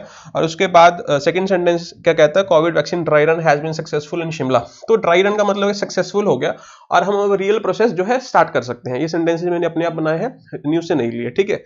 और ये जो न्यूज में आया वो भी देख सकते हैं, हिंदू ने बोला है, the Hindu explains why covid vaccine dry run necessary. वो बता रहा है कि क्यों नेसेसरी है। अब ये बात आपको पता होनी चाहिए, ये क्वेश्चन आपके डिस्क्रिप्टिव में आ सकता है, एसबीआई पीओ में आ सकता है, जो आईबी की पोस्ट है उसमें आ सकता है, और जो एसएससी का मेंस होने वाला उसमें भी आ सकता है। वो उससे पूछेंगे आपसे ये क्यों नेसेसरी है, तब आपको फैक्ट्स पता होने चाहिए कि पहले भी ये न्यू दिल्ली में हुआ, शिमला में हुआ, पंजाब में हुआ, महाराष्ट्र में हुआ, कहां कहां सक्सेसफुल हुआ, क्या क्या उसके स्टैटिस्टिक्स हैं, तो ये चीजें आप उसमें मेंशन कर सकते हैं डिस्क्रिप्टिव में, ठीक है। तो एक अच्छा टॉपिक है, और उसको कैसे ऑर्गेनाइज किया गया, ठीक है। तो इसका आंसर आपने ढूंढ लेना, आप गूगल पे इसको सर्च करो, आपको मिल जाएगा। अब इसके बाद जो एक चीज और सिखानी है, वो क्या सिखानी है कि ड्राई रन तो आपने सीख लिया, एक डमी प्रैक्टिस को कहते हैं। अब मुझे सिखाना है कि रन ड्राई क्या होता है। रन ड्राई भी अपने आप में बिल्कुल सही है। इसका मतलब पता है क्या, जैसे मैं बोलूं द रिवर रैन ड्राई, तो यहां पे ये कोई नाउन नहीं है, यहां पे जो रिवर है ये हमारा सब्जेक्ट है, और रैन एक मेन वर्ब है, और ये हमारा एक कॉम्प्लीमेंट है, कॉम्प्लीमेंट, ठीक है। और ये मेन वर्ब कैसी वर्ब है, लिंकिंग वर्ब है, और कॉम्प्लीमेंट यहाँ पे क्या है, एडजेक्टिव है। और इसका एक्चुअल में ये मतलब है कि the river is dry, river जो है भाई वो सूख गया, उसमें पानी खत्म हो गया है। हम इसको ऐसे भी कह सकते हैं, द रिवर रैन एम्प्टी, ठीक है। तो इस चीज का आपको ध्यान रखना है कि ये दोनों ही सही है, बस ये हमें नई टर्म सीखने को मिली और आपको इसका ध्यान रखना है। आज के लिए हम इतना ही करेंगे। इंटरेस्टिंग वर्ड है आज का जो वर्ड है दैट इज यूफेमिज्म। तो लास्ट में मैंने इज्म बोला, तो जो इज्म वर्ड होता है ना, ध्यान रखना, जब भी हम इज्म का यूज करते हैं तो वो नाउन्स प्रोड्यूस करते हैं। क्या बनाते हैं, नाउन्स बनाते हैं। जैसे मैं बोलूं नेशनलिज्म, नेशनलिज्म, तो ये जो नेशनलिज्म मैंने बोला, तो ये जो इज्म लिखा हुआ है ये भी हमारा क्या है, नाउन है। मैं बोलूं टूरिज्म, जो टूरिज्म है ये भी हमारा नाउन है। मैं बोलूं क्रिटिसिज्म, तो क्रिटिसिज्म भी हमारा क्या है, नाउन है। तो जिन वर्ड्स के पीछे भी ISM आता है वो हमारे क्या होते हैं, नाउन्स होते हैं। ये हो गई हमारी सफिक्स की बात। अब बात करते हैं इसके स्पेलिंग्स की। तो मैं बोल रहा हूँ यूफेमिज्म बोल रहा हूँ, ई यूफेमिज्म नहीं बोल रहा, ये बात आपको समझनी थी। तो यहाँ पे आप ध्यान से देखेंगे, जो ई है ना ये साइलेंट है, ये क्या है, साइलेंट है। तो अगर ये साइलेंट है तो यूफेमिज्म की बात कर रहा हूं, तो स्पेलिंग्स बहुत इजी हो जाते हैं, UPHEMISM। तो यूफेमिज्म ये हमारे स्पेलिंग्स हो गए, और ये हमारा एक नाउन है। अब इसके मीनिंग से पहले एक दो चीजें और डिस्कस कर लेते हैं कि ये वर्ड कैसे बना। ये जो EU आप देख रहे हैं ना, EU अपने आप में एक रूट वर्ड है। ये क्या है, एक रूट वर्ड है। अगर मैं EU की बात करूं, सॉरी, तो इसका मतलब होता है गुड, इसका मतलब होता है गुड। वेल कह सकते हैं, गुड कह सकते हैं, प्लीजेंट कह सकते हैं, ठीक है। तो ये जो वर्ड है ये प्रीफिक्स होता है, जनरली वर्ड्स के आगे ही आता है। जैसे आपने सुना होगा यूफोरिया, यूफोरिया एक नाउन होता है। ये एक ऐसी स्टेट होती है जिसमें यू आर एक्सट्रीमली हैप्पी, इतने ज्यादा खुश हो गए कि उतना खुश होने का रीजन भी नहीं है तुम्हारे पास, ठीक है। You are more than reasonably good, ठीक है, उतना रीजन नहीं है, तुम उससे ज्यादा खुश हो गए, एक्सट्रीम हैप्पीनेस कह सकते हैं। तो उस स्टेट को हम क्या कहते हैं, यूफोरिया, ठीक है। तो अब हमें नेक्स्ट जो वर्ड करना है, यूफनी। यूफोनी नहीं, यूफनी कहते हैं, इसकी भी प्रोनाउंसिएशन ध्यान रखना, ठीक है। यूफनी, तो यहां पे भी यू से स्टार्ट हो रहा है, यहां पे भी यू से स्टार्ट हो रहा है, यूफोरिया, यूफनी, और इसमें भी ई साइलेंट है। यूफोनी का मतलब क्या होता है, इसमें देखिए, यू का मतलब हमने पढ़ा, यू का मतलब क्या होता है, गुड, अच्छा, प्लीजेंट, और फोन का मतलब क्या होता है, साउंड। तो ये एक ऐसी साउंड है जो प्लीज करती है आपको, प्लीजेंट साउंड या प्लीजिंग साउंड्स को हम कहते हैं यूफमी, ठीक है। जैसे मैं किसी म्यूजिक की बात करूं, किसी टोन की बात करूं, या आप किसी नेटिव स्पीकर को सुन रहे हैं, चाहे वो हिंदी का है, चाहे वो उर्दू का है, चाहे वो इंग्लिश का है। हम इंग्लिश मूवीज देखते हैं तो हम सुनते हैं कि वो कितनी अच्छी लग रही है उनसे मुंह से इंग्लिश सुनना, है ना। तो उसको हम कहते हैं यूफनी। पता चल गया। तो आपको पता चल गया कि जो वर्ड है पॉजिटिव है, इतना तो समझ आ गया। अब इस वर्ड का मतलब क्या होता है वो समझाने की कोशिश करता हूं। जैसे आप ध्यान से समझोगे कि हम क्या होता है कि कोई इंसान है, उसकी डेथ होगी, उसकी डेथ होगी, तो मैंने उसके लिए वर्ड यूज कर लिया डाइड, ठीक है। तो ये जो डाइड वर्ड है ना, ये सीधा डायरेक्ट वर्ड है। मैं क्या कह सकता हूं, it is a direct word. Direct का मतलब क्या है कि सामने वाले को सुन के ना थोड़ा सा ऑफेंडिव लगता है, ऑफेंसिव लगता है, सॉरी, ठीक है, वो ऑफेंड हो सकता है। तो इसकी जगह पे अगर हम कोई पोलाइट वर्ड यूज कर लें, इसकी जगह के अब अगर हम कोई पोलाइट वर्ड यूज कर लें, क्या यूज कर सकते हैं? Pass away. क्या यूज कर सकते हैं? Pass away. तो इस प्रैक्टिस को, इस बिलीफ को, इस आइडिया को, इस प्रैक्टिस को जो हमने इसका सब्स्टिट्यूट यूज किया, जो ऑफेंडिव नहीं, ऑफेंसिव नहीं है, तो उसको हम कहते हैं यूफेमिज्म। उसको हम क्या कहते हैं? यूफेमिज्म। इतनी बात समझ आ गई? जैसे आपने बोल दिया कि ही डाइड, एक तो आप ये लिख सकते हैं, या फिर इसकी जगह पे आप ये भी तो लिख सकते हैं ही पास्ड अवे। तो इस आइडिया को, इस प्रैक्टिस को हम कहते हैं यूफेमिज्म। इतनी बात समझ आ गई? तो उस बिलीफ को, आइडिया को और प्रैक्टिस को ही इज्म कहते हैं। क्लियर? अब और एग्जांपल है, जैसे बहुत सारी एग्जांपल्स हैं, पहले इसका मीनिंग जो अच्छी तरीके से देख लेते हैं। यूफेमिज्म क्या होता है? An indirect word or expression that you use instead of a more direct one when you are talking about something unpleasant, embarrassing. Use of such expressions is called euphemism. समझ आ गई जी बात? जैसे मैंने किसी को हैंडीकैप्ड कह दिया, तो यार फिर मैं गलत कर रहा हूं ना, मैं रूड हूं उसके साथ। हैंडीकैप्ड की जगह क्या कह सकते हो? डिफरेंटली एबल्ड कह सकते हो। आपने देखा होगा कि आप कहीं पे भी जाते हो मॉल्स वगैरह में, अगर कोई इंसान है वो डिफरेंटली एबल्ड है, तो उसकी टैगलाइन लगी होती है कि ही इज डिफरेंटली एबल्ड, कभी भी हैंडीकैप नहीं लिखा होता। तो उस प्रैक्टिस को हम क्या कहते हैं? यूफेमिज्म। और भी बहुत सारे एक्सप्रेशन है, आप देख सकते हैं। जैसे डाई की जगह पे हम क्या यूज कर सकते हैं? Pass away. डाइट की जगह पे और भी क्या यूज कर सकते हैं? डिपार्टेड। डिपार्टेड सोल्स कहते हैं ना, आपने पढ़ा होगा। और देखो, ओवरवेट की जगह पे आप क्या कह सकते हैं? अ कर्वी वुमन। और अबॉर्शन की जगह पे आप क्या कह सकते हैं? Pregnancy termination. डिसेबल्ड या हैंडीकैप्ड की जगह पे आप क्या कह सकते हैं? Differently abled. मतलब दे हैव स्पेशल पावर्स जो नॉर्मल से अलग है, उसको हम यूफेमिज्म कह रहे हैं। ठीक है? और होमलेस की जगह पे आप कह सकते हैं ऑन द स्ट्रीट्स, ये आपने सुना होगा मूवीज वगैरह में।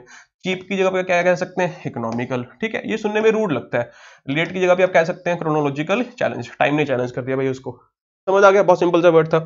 अब इसके एंटोनियम की बात कर लेते हैं। डिसिफिज्म, इसको क्या बोलेंगे? डिसिफिज्म। डिस, डी आई एस, मतलब आई एस का मतलब आपको प्रोनाउंसिएशन सिखा रहा हूं, फिज्म। ठीक है, वो हमने ऐसे ही लिख दिया। तो ये ऑपोजिट वर्ड है। इसका मतलब क्या है? जानबूझ के ऑफेंसिव एक्सप्रेशन को यूज करना, ठीक है, रादर देन नॉर्मल एक्सप्रेशन को, तो उसको हम कहते हैं डिफेमिज्म। आज के लिए हम इतना करेंगे। दिस इज फ्यूज जनरल जो है वो डिस्कस करेंगे। वर्ड देखिए क्या है? मोरिबंड। स्पेलिंग्स देख लीजिए, MORIBUND। और ये UND जो लिखा हुआ है ना, UND वाले जो वर्ड्स होते हैं, ध्यान देंगे, ये नाउन भी हो सकते हैं, और ये एडजेक्टिव भी हो सकते हैं, और ये वर्ब भी हो सकते हैं। वो सिचुएशन डिसाइड करेगी, वो मतलब वर्ड टू वर्ड वेरी करेगा। जैसे मैं यहाँ पे लिखूं साउंड, तो जो साउंड है ये हमारा नाउन है। अगर मैं यहाँ पे लिखूं राउंड, तो राउंड जो है ये हमारा एडजेक्टिव है। अगर मैं लिखूं बाउंड, तो जो बाउंड है ये हमारा एक वर्ब है। ठीक है? वैसे ही अगर मैं मोरिबंड की बात करूं, ये हमारा एक एडजेक्टिव है।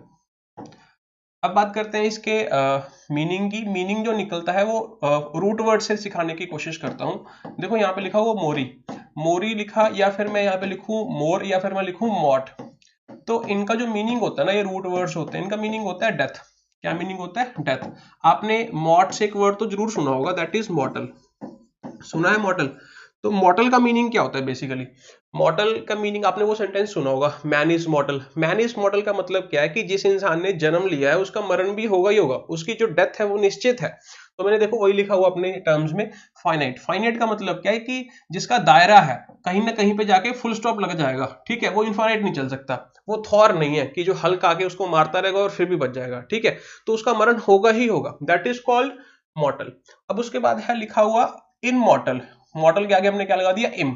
तो एक बात का ध्यान रखेंगे, जैसे मैं यहाँ पे वर्ड लिखता हूँ पॉसिबल, पॉसिबल लिखा। अब पॉसिबल के आगे मैंने यहाँ पे इम का यूज कर लिया, तो इम्पॉसिबल का मतलब something that is not possible. तो ये ऑपोजिट बना देता है वर्ड, ये जो प्रीफिक्स है। सिमिलरली यहाँ पे इम यूज हो रहा है मॉर्टल के आगे, something that, somebody that is not मॉर्टल। तो एक ऐसा व्यक्ति या ऐसा कोई चीज जो कभी खत्म नहीं हो सकती, जो अमर है। तो ठीक है, जैसे मैं गॉड्स की बात करें, ठीक है, देवता वगैरह की बात करें, तो वो हमारे, हम कह सकते हैं कि वो इमॉर्टल है। इतनी बात समझ आ गई? तो इन्फानाइट है, चलते ही जाएंगे, कभी भी फुल स्टॉप नहीं लगेगा।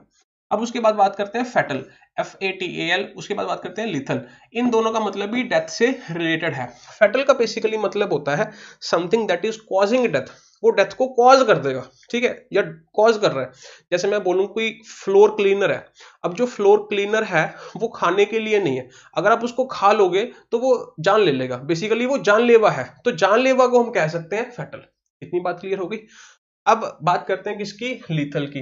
लीथल और फैटल बेसिकली सेम चीज ही होते हैं। लीथल का मतलब भी ऐसी चीज होती है, या फिर ऐसी कोई चीज that has ability to kill somebody, ठीक है। तो जैसे मैं बोलूं कि बहुत एक शार्प नाइफ है, ठीक है, तो आप कहोगे कि इससे दूर रहना चाहिए, थोड़ी सी भी लगी तो खून खराब हो जाएगा, जान ले लेगी, तो वो हमारी लिथल है। ठीक है, मैं कहूँ कि सांप का जो वेनन होता है, जो उसका सलाइवा होता है, जो स्क्रीट करता है, तो वो लिथल है, वो जानलेवा है, हमारे अंदर चला गया जान ले लेगा। वैसे ही हमने लिखा गन्स, लिखा पॉइजनस स्पाइडर्स, लिखा, तो उस केस में हम लिथल वर्ड का यूज करते हैं। बेसिक वर्ड्स आपने सुने होंगे। और हम डेडली भी कह सकते हैं, क्या कह सकते हैं, डेडली। तो डेडली हमारा क्या एडजेक्टिव, क्लियर है। अच्छा, जो लीथल वर्ड है ना, इसको हम एक और तरीके से भी यूज करते हैं, लीथल कॉम्बिनेशन, आपने सुना होगा ना लीथल कॉम्बिनेशन। ये इसका मीनिंग थोड़ा सा इससे हटके है, इसका मीनिंग थोड़ा सा अब्स्ट्रैक्ट हो जाता है। लीथल कॉम्बिनेशन एक सॉन्ग भी आया था बिलाल सीद का, तो आप उसका सुनना जरूर, अच्छा सॉन्ग है। इसका मतलब होता है कि ये एक ऐसा कॉम्बिनेशन है जो बहुत ही अट्रैक्टिव है, बहुत जबरदस्त है, जिसका कोई डिफेंस ही नहीं है। मैं कह रहा हूं कि कोई चीज ऐसी जानलेवा है, अब इसका कोई डिफेंस नहीं है, ठीक है। तो वैसे ही इस कॉम्बिनेशन का कोई डिफेंस नहीं है, इतना खतरनाक, इसका कोई तोड़ नहीं है। उस केस में आप यूज कर सकते हैं लीथल कॉम्बिनेशन, लीथल लुक्स, ठीक है। Killing, your looks are killing, killing का मतलब क्या है कि वही लीथल। समझ आ गई बात, ठीक, ये समझ आ गया। तो आपको मॉट वर्ड समझ आ गया। और एक चीज से और सिखानी थी कि एडजेक्टिव से, कि ये जो एल लिखा हुआ, ध्यान से देखो, सबके पीछे एल लिखा हुआ है, तो ये एल हमारा सफिक्स है, तो जिसके पीछे भी हम एल का यूज करते हैं वो हमारे क्या बन जाते हैं, एडजेक्टिव्स। ये बात क्लियर होगी। अब आते हैं हमारी मोरी पे। जो मोर वर्ड है, इससे आपने एक वर्ड सुना होगा, मॉर्बिड, सुना है, सुना होगा। ये भी एक एडजेक्टिव होता है। इसका मतलब क्या होता है, इसका मतलब होता है कि जब आप डेथ के बारे में बहुत ज्यादा सोचते हैं, you are thinking too much of death, ठीक है, तो उस केस में हम ये वर्ड यूज करते हैं मॉर्बिड। जब आप डिजायर दिखाते हैं, स्ट्रॉन्ग डिजायर, एक्सप्रेसिंग, हैविंग और एक्सप्रेसिंग स्ट्रॉन्ग इंटरेस्ट और desire in sad unpleasant things, specially death और डिसीज, ठीक है, तो उस स्टेट को हम ये कहते हैं, या उस सिचुएशन को एक्सप्रेस करने के लिए हम कहते हैं morbid.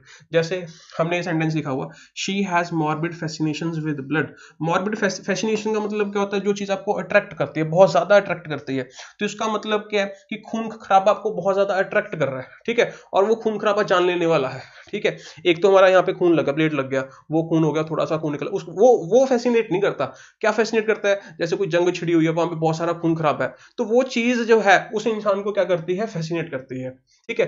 Next sentence, he might even die, don't be so morbid. आप किसी को ये बात कह रहे हो, किसी इंसान के लिए, किसी के लिए, कि वो इंसान अगर मर भी जाएगा ना, तो तुम उसके बारे में इतना मत सोचो, ठीक है। तो ये सिंपल सा मीनिंग था। अब हम बात करते हैं मोरीबंड की। देखो, जो मोरीबंड वर्ड है, ये भी डेथ से रिलेटेड होगा। डेथ का मतलब क्या होता है, बेसिकली जो अभी इफेक्टिव नहीं है, तो मोरीबंड का मतलब वही होता है, something that is no longer effective, अब वो इफेक्टिव नहीं रही, या अंत पे आने को है, अंत पे आने की तादाद पे है। देखो यहाँ पे लिखा हुआ, और जो मोरीबंड होता है ना, ये हमारा एडजेक्टिव होता है, नाउन गलती से लिख दिया, ध्यान रखना, ये हमारा एडजेक्टिव होता है, ठीक है। ये टाइपिंग मिस्टेक है, खुद ही टाइप करना पड़ता है, इसलिए गलती हो गई। No longer effective and about to come to an end completely, effective नहीं और खत्म होने को आ गया। जैसे मैं बोलूं, अब मॉरिबंड इकोनॉमी, इकोनॉमी यहाँ पे नाउन है, और मॉरिबंड यहाँ पे क्या हो गया, हमारा एडजेक्टिव हो गया। तो एक ऐसी इकोनॉमी है जो अभी खत्म होने को तादाद पे है, और वो रिसेशन में फंसी हुई है काफी सालों से। इंडिया की बात ले लो, 5-6 सालों से फंसी हुई, ठीक है। और ये हिंदू में आया ये आज, और यहाँ पे देखो क्या लिखा हुआ, seeking to revive the moribund spirit. Spirit का मतलब क्या होता है, एक ऐसी फीलिंग जो, जिसको हम जोश कहते हैं, जोश उसका खत्म हो गया, ठीक है, अंध होने को आ गया उस पर, और उसको क्या करना है, हमें रिवाइव करना है। रिवाइव का मतलब क्या, उसको फिर से जिंदा करना है। रिवाइवल कैप्सूल सुने होंगे आपने, सलमान खान की ऐड आती है, ठीक है। और मोरिबंड का एक और मीनिंग भी होता है, तब भी एडजेक्टिव होता है, जब हम कहते हैं कि कोई चीज बहुत ही बुरी कंडीशन में है, मरने वाली हालत में है, ठीक है, खत्म हो रही है। मोरिबंड प्लांट कह सकते हैं, मोरिबंड पेशेंट कह सकते हैं, एक ऐसा पेशेंट जो खत्म होने की तादाद पे है, ठीक है, इस तरीके से। अब बात कर लेते हैं इसके सिनोनियम्स की। देखो, मोरिबंड तो क्लियर हो गया ना, ये जो being on a point of death, ठीक है, अंत पे है, नो लॉन्गर इफेक्टिव ये कह सकते हैं। अब ऑब्सोलीट में क्या होता है, ऑब्सोलीट का मतलब होता है कि कोई चीज जो है वो भी इफेक्टिव नहीं है, ठीक है, हम उसको यूज नहीं कर रहे, क्यों, क्योंकि वो आउटडेटेड हो गई, क्योंकि हमने कुछ नया इन्वेंट कर लिया। ये मैं ये नहीं कह रहा कि वो जो है अभी डेथ होगी, उसकी डेथ होगी अल्टीमेटली, लेकिन दोनों में थोड़ा सा डिफरेंस है, आप ये समझो। हमने उसको अपनी मर्जी से छोड़ा, क्यों छोड़ा, क्योंकि हमने उसको कुछ नया इन्वेंट कर लिया, इसी वजह से वो ऑब्सलीट होगी, क्या होगी, ऑब्सलीट होगी। तो इसको हम कह सकते हैं समथिंग दैट इज आउटडेटेड, क्या कह सकते हैं, आउटडेटेड, ओल्ड फैशन्ड कह सकते हैं, उसको हमने यूज करना छोड़ दिया, ठीक है। कोई ऐसा कपड़ा है या फिर कोई शर्ट्स है इस तरीके की, कोई जीन्स है, ठीक है, वेल बॉटम था, हमने खत्म कर दिया, यूज करना छोड़ दिया, ठीक है। तो उस तरीके से हम यहाँ पे कह सकते हैं वो ऑब्सलीट है। अब चमोरीबंद का मतलब मैंने आपको बता दिया, कोई चीज ऐसी है जो एक्सपायर हो रही है, एक्सपायरिंग कह सकते हैं, या फिर फेडिंग कह सकते हैं, कोई चीज फेड हो रही है, या फिर और क्या कह सकते हैं, डिक्लाइनिंग कह सकते हैं। इस तरीके से हम इसको यूज कर सकते हैं। थोड़ा सा फाइन डिफरेंस है, आई होप आप इसको समझ गए होंगे। जो आर्केक है, आर्केक और ऑब्सलीट दोनों एक दूसरे के एग्जैक्ट सिनोनियम है, ठीक है। जैसे मैं बोलूं आर्केक लॉज हो गए या कोई और चीज हो गई, ठीक है, हमने उसको यूज करना छोड़ दिया, लॉ हमने यूज करना छोड़ दिया क्योंकि हमने नया लॉ बना लिया, ठीक है। तो उस तरीके से हम आर्केक वर्ड का यूज कर सकते हैं। हाँ, एक्सटेंट वर्ड, एक्सटेंट भी क्या होता है, नो लॉन्गर, लेकिन यहाँ पे नो लॉन्गर एग्जिस्ट है। एग्जिस्ट कौन करता है, बीइंग्स। कौन करता है, बीइंग्स। तो ये वाला जो वर्ड है ना, ये वर्ड यूज होता है प्राणियों के लिए, या एनिमल्स हो गए,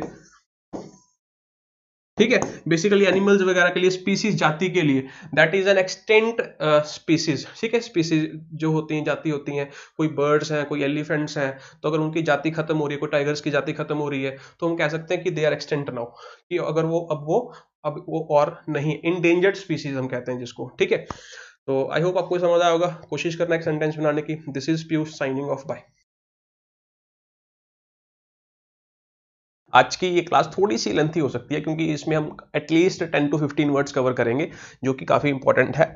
देखिए क्या हमने किया है, एक्सेप्ट, एक्सेप्ट एंड एक्सपेक्ट, इसको हम कहते हैं होमोफोन्स। क्या कहते हैं, होमोफोन्स।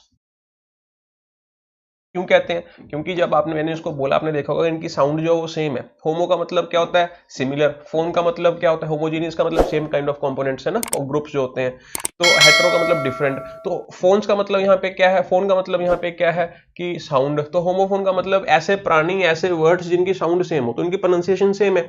यहाँ पे क्या है, एक्सेप्ट, यहाँ पे क्या है, एक्सेप्ट।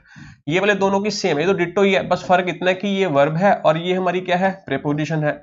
ये इसकी थोड़ी सी डिफरेंट है, एक्सपेक्ट, तो इसको हम क्या बोलते हैं, एक्सपेक्ट। ये हमारी वर्ब है। अब बात करते हैं इनके मीनिंग्स की। सबसे पहला वर्ड हमने क्या लिखा, एक्सेप्ट। ये हमारा वर्ब है। इसका मतलब क्या होता है कि when you agree to somebody or something, जब आप किसी चीज को अप्रूवल देते हो तो तब हम यूज करते हैं एक्सेप्ट। या फिर हम तब भी यूज करते हैं जब आप किसी चीज को रिसीव करते हैं विलिंगली, ठीक है, तो तब भी हम यूज करते हैं एक्सेप्ट। समझ आ गया। तो आप इसको याद रखोगे अप्रूवल से। किसे याद रखोगे, अप्रूवल से, या फिर याद रखोगे किसे, रिसीव से। नेक्स्ट वर्ड है एक्सेप्ट। ये हमारी प्रीपोजिशन है और इसका मतलब होता है एक्सक्लूडिंग। एक्सक्लूडिंग का मतलब लेफ्ट आउट, जिस चीज को हमने क्या कर दिया, लेफ्ट आउट कर दिया। नॉट इंक्लूडिंग, ये कह सकते हैं। लास्ट जो है ये है एक्सपेक्ट। एक्सपेक्ट का मतलब होता है कि जब आप किसी चीज को लेके सपोज करते हैं, जब आप किसी चीज को लेके सोचते हैं कि हाँ ये चीज हो जाएगी, यू थिंक, बिलीव और consider something that will happen, तब हम यूज करते हैं एक्सपेक्ट। तो आप इसको याद रख सकते हैं सपोज से, या फिर एक और वर्ड है होप, या फिर एक और वर्ड है होप। कुछ लोग कहते हैं कि एक्सपेक्ट का मतलब क्या होता है कि वेट करना होता है किसी चीज को लेके, कि वेट कर रहे हो ना कि वो चीज हो जाएगी। लेकिन मैं इस चीज को नहीं मानता, मैं इस थ्योरी को नहीं मानता। क्यों, क्योंकि वेट अब तब करते हो जब आप किसी चीज को लेके क्या होते हो, लेट होते हो। आप ट्रेन का वेट कर रहे हो, कब करोगे भाई, जब ट्रेन लेट है तब आप वेट कर रहे हो उस चीज का, ठीक है। तो ये जनरली नेगेटिव कंटेक्स्ट में यूज होता है वेट वर्ड, और ये जो एक्सपेक्ट वर्ड है ये पॉजिटिव कंटेक्स्ट में यूज होता है। जैसे सपोज करो कि मैं बोल दूं आई हेट, मैं यहां पे लिख दूं एक्सपेक्टिंग, तो यहां पे एक्सपेक्टिंग सही होगा क्या, नहीं, आई हेट वेटिंग आएगा ना। तो इन दोनों में डिफरेंस है थोड़ा सा, उस चीज का आपको ध्यान रखना है, ठीक है। अब थोड़ा सा सेंटेंसेस देख लेते हैं। देखो पहले में हमने लिखा ऑल मंथ्स हैव 30 और मोर डेज ब्लैंक फेब्रुअरी। हम कह रहे हैं कि 12 महीने होते हैं, 12 महीनों में 30 से ज्यादा दिन होते हैं, किसको छोड़ के, फेब्रुअरी को छोड़ के। मतलब जो फेब्रुअरी लेफ्ट आउट हो गया, एक्सक्लूडिंग हो गया, तो यहाँ पे प्रीपोजिशन का यूज होगा जो हमारी कौन सी है, ये वाली। तो इसमें सेकंड ऑप्शन आ जाएगा। Next, they don't blank credit cards in the stores. अब यहाँ पे होप वाला मीनिंग आ रहा है या फिर रिसीविंग वाला मीनिंग आ रहा है, रिसीविंग वाला मीनिंग आ रहा है, अप्रूवल वाला मीनिंग आ रहा है।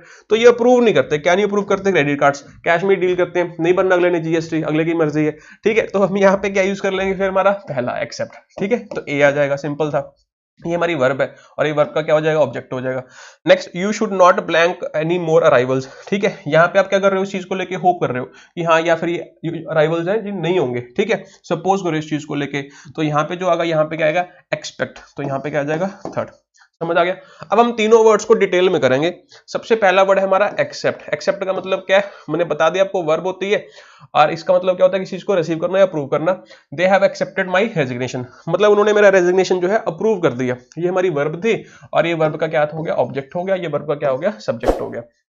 अब ध्यान रखना, जो वर्ब्स होती हैं, वर्ब्स के साथ जब आप एएनसी लगा देते हो तो वो किसमें चेंज हो जाती है, नाउन में चेंज हो जाती हैं। तो यहाँ पे क्या बन गया हमारा एक्सेप्टेंस। एक्सेप्टेंस का मतलब क्या होता है कि उस एक्ट का नाम, the act of accepting, the act of accepting is called acceptance. Please confirm your acceptance of this offer in writing. भाई तुमने ये एक्सेप्ट कर लिया, उस चीज को लिख के भेजो। समझ आ गई, सिंपल सी बात थी। और यहाँ पे जो एक्सेप्टेंस है ये हमारा क्या नाउन है, ऑब्जेक्ट है, किस वर्ब का, इस कंफर्म वर्ब का। Next acceptable.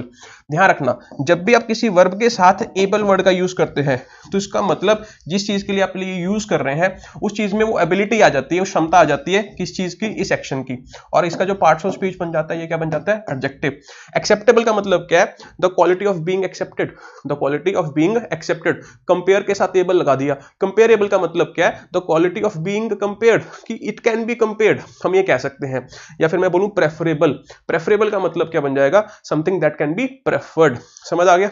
नेक्स्ट, सॉरी इसका सेंटेंस देखो, it is perfectly acceptable for you as an employee to say no. तो यहाँ पे देखो ये लिंकिंग वर्ब है, मेन वर्ब है और ये हमारा क्या हो गया, एडजेक्टिव हो गया। तो मतलब इस बात को एक्सेप्ट किया जा सकता है कि तुम एम्प्लॉय हो, जरूरी नहीं है कि तुम्हें हमेशा ही बॉस को यस यस बोलना है, ठीक है, तुम नो भी बोल सकते हो। सपोज करो बॉस ने तुम्हें कह दिया कि मेरे घर से टिफिन लेके आ, तो भाई तुम उसके लिए थोड़ी ना रखे गए हो। बात समझ आ रही है, तुम प्रोफेशनली काम करने के लिए रखे हो, तुम प्रोफेशनली काम करो अपना। तो ये एक्सेप्टेबल है, ये टोटली एक्सेप्टेबल है, तो तुम इस बात के लिए उसको नो बोल सकते हो। Next sentence, acceptably.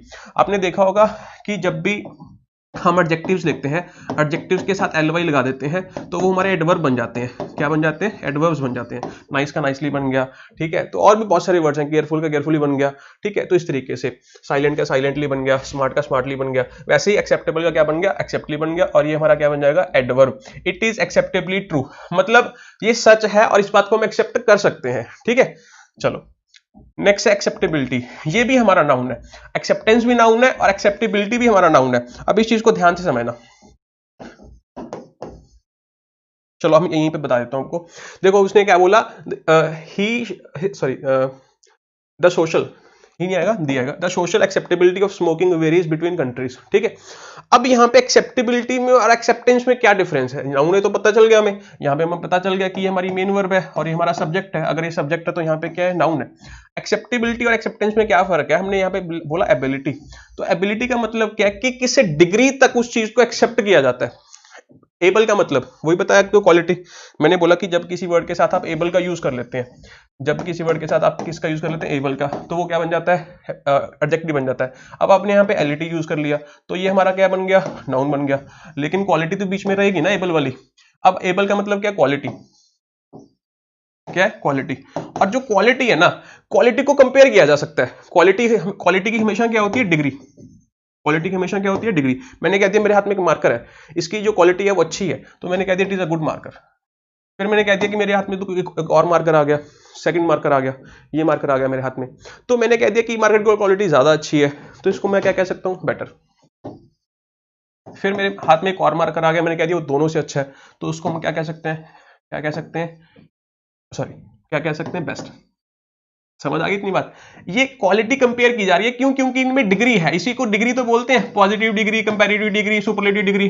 तो जो एडजेक्टिव्स होते हैं बेसिकली क्वालिटी होती है। क्वालिटी की डिग्री होती है, किसी की डिग्री कम है, किसी की डिग्री ज्यादा है।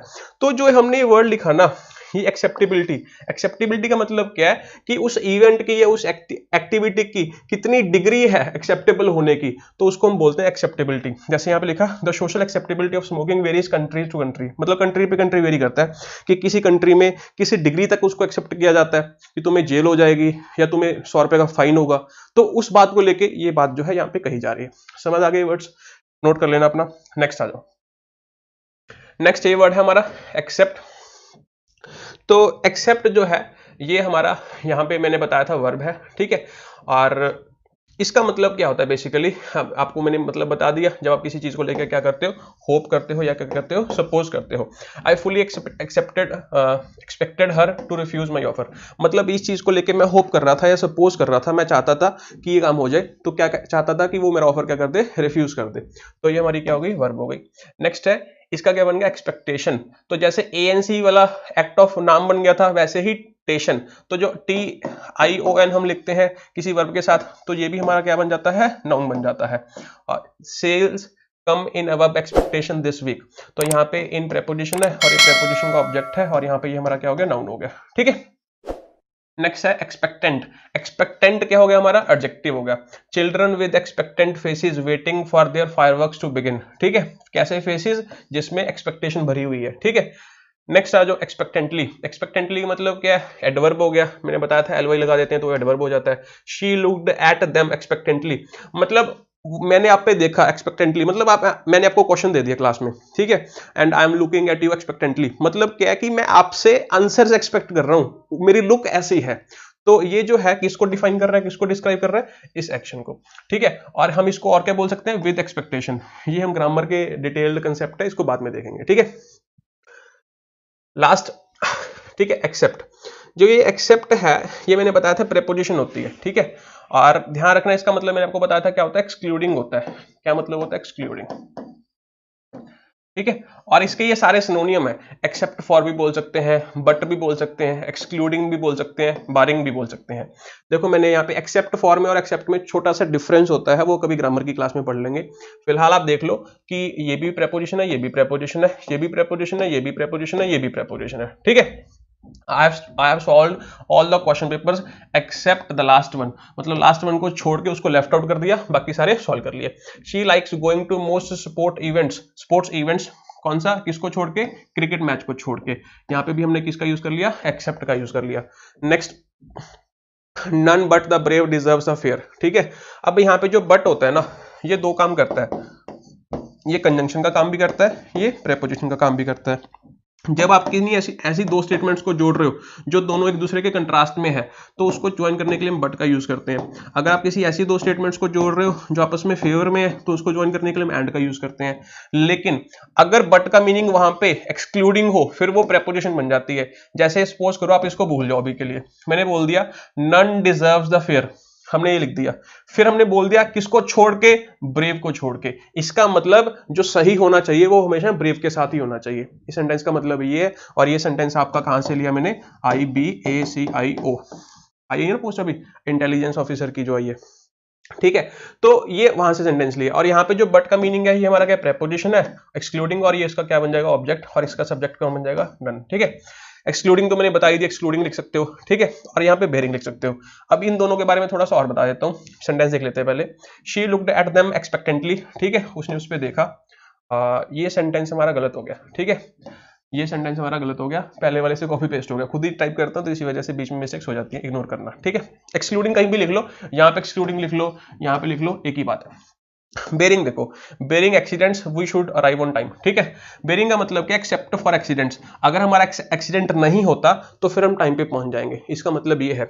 बेसिकली क्या होता है, आपने देखा होगा एक्सक्लूड जो है ना, एक्सक्लूड हमारी क्या होती है, एक वर्ब होती है, जैसे इंक्लूड वर्ब होती है, तो कुछ वर्ब्स के साथ हम आईएनजी लगा के उसको हम प्रेपोजिशन बना लेते हैं। वैसे ही हमने बेरिंग के साथ किया हुआ है। देखो ये कल आज की न्यूज है, मुझे लगता है 7 जनवरी की न्यूज है शायद। Continue online classes, China bars Indian students from flying. Bar का मतलब बेसिकली क्या होता है, to prevent somebody from doing something. ठीक है, तो चाइना को मुझे लगता है कि जुलाई के बाद अभी तक का हाईएस्ट राइज आया है, हाईएस्ट नंबर आया है, 64 केसेस आए हैं, तो उन्होंने फिर से लॉकडाउन कर दिया, और वो बार कर रहे हैं, रोक रहे हैं किसको, इंडियन स्टूडेंट्स को, कि वहां पे ना जाए। तो यहाँ पे देखो क्या लिखा हुआ, बार्स, बार एक वर्ब है। ठीक है, किसको रोक रहे हैं, इंडियन स्टूडेंट्स को, क्या करने से रोक रहे हैं, उड़ने से, मतलब वहां पे जाने से। ठीक है, तो एक वर्ब होती है, और इसी वर्ब के साथ हमने आईएनजी लगा के इसको प्रेपोजिशन बना लिया, जैसे एक्सक्लूडिंग को बनाया, हम कंसिडरिंग को भी बना सकते हैं, और भी बहुत सारी प्रेपोजिशंस होती हैं। तो पता चल गया इसका मतलब क्या होता है। तो यहाँ पे इसका मतलब क्या है कि अगर ये चीज नहीं होगा, मतलब इसको छोड़ के कुछ भी हो, फिर हम टाइम पे पहुंच जाएंगे। आज के लिए हम इतने करेंगे। I am Piyush Jindal, signing off, bye.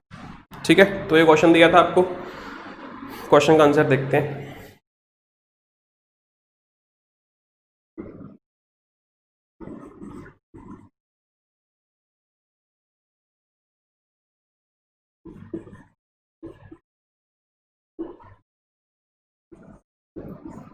He search blank the keys.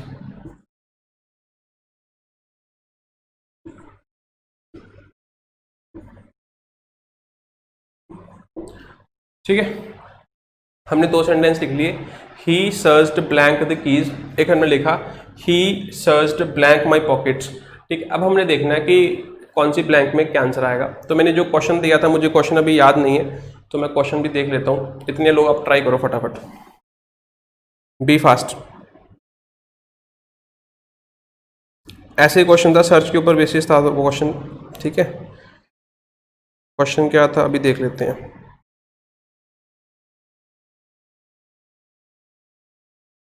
Keys वाला ही था।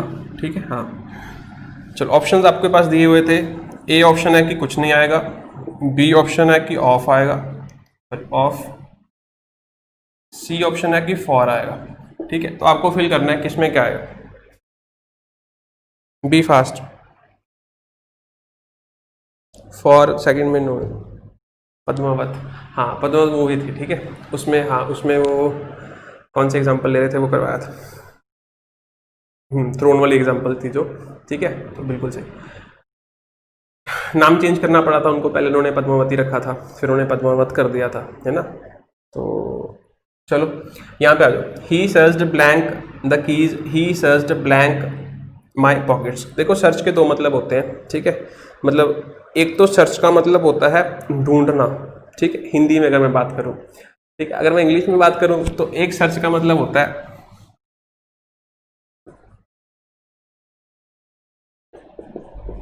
To look for. Look for का मतलब ढूंढना होता है ना। तो जब सर्च का मतलब लुक फॉर होता है, तो सर्च के साथ भी हम फॉर का यूज करते हैं। ठीक है, ध्यान रहेगा। ठीक, लेकिन एक सर्च का मतलब और होता है टू इंस्पेक्ट। क्या करना, इंस्पेक्ट करना, इंस्पेक्शन करना। जब सर्च का मतलब इंस्पेक्शन होगा, फिर हम वहां पे कुछ भी यूज नहीं करेंगे। ठीक है, तो पता चल गया। ठीक है, तो इसी वजह से मैं कहता हूं कि फेस वैल्यू नहीं होती, फंक्शन की वैल्यू होती है। तो यहाँ पे मैं समझ आ रहा है कि ये जो कीज है ना, ये मिसिंग है, अभी मिल नहीं रही, तो इसको ढूंढ रहे हैं एक्चुअल में। तो यहाँ पे इसका जो मीनिंग है, कौन सा मीनिंग कन्वे कर रहे हैं, लुक फॉर। इसी वजह से हम यहाँ पे किसका यूज कर लेंगे, फॉर का। ठीक है, सेकंड वाले में आप देखोगे ही सर्च्ड ब्लैंक माई पॉकेट्स। अब मेरी पॉकेट्स तो नहीं ढूंढ रहा होगा, ऑब्वियस ही बात है। ठीक है, तो वो तो पता ही है कि वहां पे नोन है, तो वहां पे उसको इंस्पेक्ट किया जा रहा है। तो अगर उसको इंस्पेक्ट किया जा रहा है तो यहाँ पे कुछ भी यूज नहीं होगा, और ये ट्रांजिटिव वर्ब होगी, और इसका अपना ये क्या होगा, डायरेक्ट ऑब्जेक्ट होगा। बात समझ आ गई। ठीक है, अब एक सेंटेंस और है, the police searched the man. अब यहाँ पे बताना है कि क्या आएगा, the police searched blank the man. ठीक है, थीफ लगा लो, कुछ भी लगा लो। आंसर बताओ जल्दी, यहाँ पे बताओ क्या आएगा। ऑप्शन सेम है, बी फास्ट, फॉर। ठीक, तो मैं आपको बताना चाहता हूँ कि जो लैंग्वेज है कॉन्टेक्स्ट पे चलती है सारी। ठीक है, यहाँ पे दोनों मीनिंग कन्वे हो सकते हैं। यहाँ पे ये मीनिंग भी हो सकता है कि वो पुलिस जो उस आदमी को ढूंढ रही है वो फरार हो गया। ठीक है, वो फ्यूगिटिव है, भगौड़ा है। ठीक है, तो अब्सकॉन्डर है। तो इसी वजह से अब हमें यहाँ पे अगर लुक फॉर वाला मीनिंग निकालना है, तो हम यहाँ पे फॉर का यूज कर सकते हैं। तो ये मीनिंग सही है। लेकिन सपोज करो कि पुलिस के सामने वो इंसान खड़ा, उसको गिरफ्तार कर लिया और उसकी वो तलाशी ले रही है, तो फिर वहां पे हम क्या नहीं कर सकते, फॉर का यूज नहीं कर सकते। तो फिर हमें वहां पे फॉर रिमूव करना पड़ेगा। तो फिर ये ट्रांजिटिव वर्ब बन जाएगी और ये इसका ऑब्जेक्ट बन जाएगा, और इसको हम डायरेक्ट ऑब्जेक्ट कह देंगे, नो प्रीपोजिशन रिक्वायर्ड। तो दोनों से हो सकते हैं। ठीक है, आई होप क्लियर हो गया होगा। ये हम ये कुछ फ्रेजल वर्ब्स हैं, इनको डिस्कस करते हैं। ठीक है, मैं साथ में सेंटेंसेस भी लिखता जाऊंगा, मीनिंग भी बताता जाऊंगा। सबसे पहले यहाँ पे लिखा हुआ कीप ऑन। कीप ऑन का मतलब होता है किसी चीज को कंटिन्यू करना। क्या करना, किसी चीज को कंटिन्यू करना।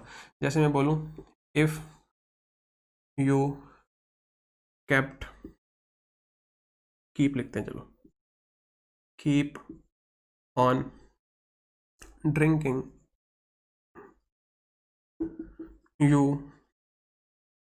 Want be able to drive. ठीक है, छोटा छोटा लिख रहा हूँ जानबूझ के कि पूरा आ जाएगा, ठीक है, अदरवाइज फिर हमें काफ़ी रबिंग करनी पड़ेगी। समझ आ गया? तो कीप ऑन का मतलब क्या है भाई, अगर तुम इस चीज़ को कंटिन्यू रखोगे ना फिर तुम वो कर नहीं पाओगे, ठीक है। ओपन कंडीशनल हमने यहाँ पे यूज़ किया है। कई बार मैं आपको एक चीज़ और भी बताना चाहता हूँ कि कई बार ना हम कीप के बाद यहाँ पे लिखा होता है, कई बार यहाँ पे लिखा होगा कीप टू ड्रिंक, तो ये गलत हो जाएगा। अगर यहाँ पे आपने लिख दिया ना कीप टू ड्रिंक, तो इस तरीके से भी क्वेश्चन आ जाता है। पता है क्यों? क्योंकि यहाँ पे इसका मीनिंग वही है कंटिन्यू करना, और यहाँ पे कई बार जो ऑन है ना इसको हम अवॉइड कर देते हैं, क्योंकि वो जो बातें अंडरस्टूड होती हैं मैंने आपको बताया वो अवॉइड कर देते हैं।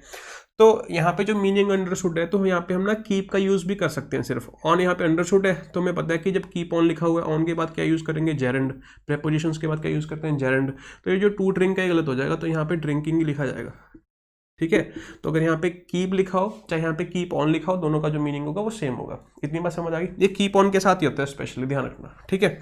आगे चलते हैं। कीप अप का मतलब आपको पता ही होगा। कीप अप का मतलब होता है किसी चीज को मेंटेन करके रखना।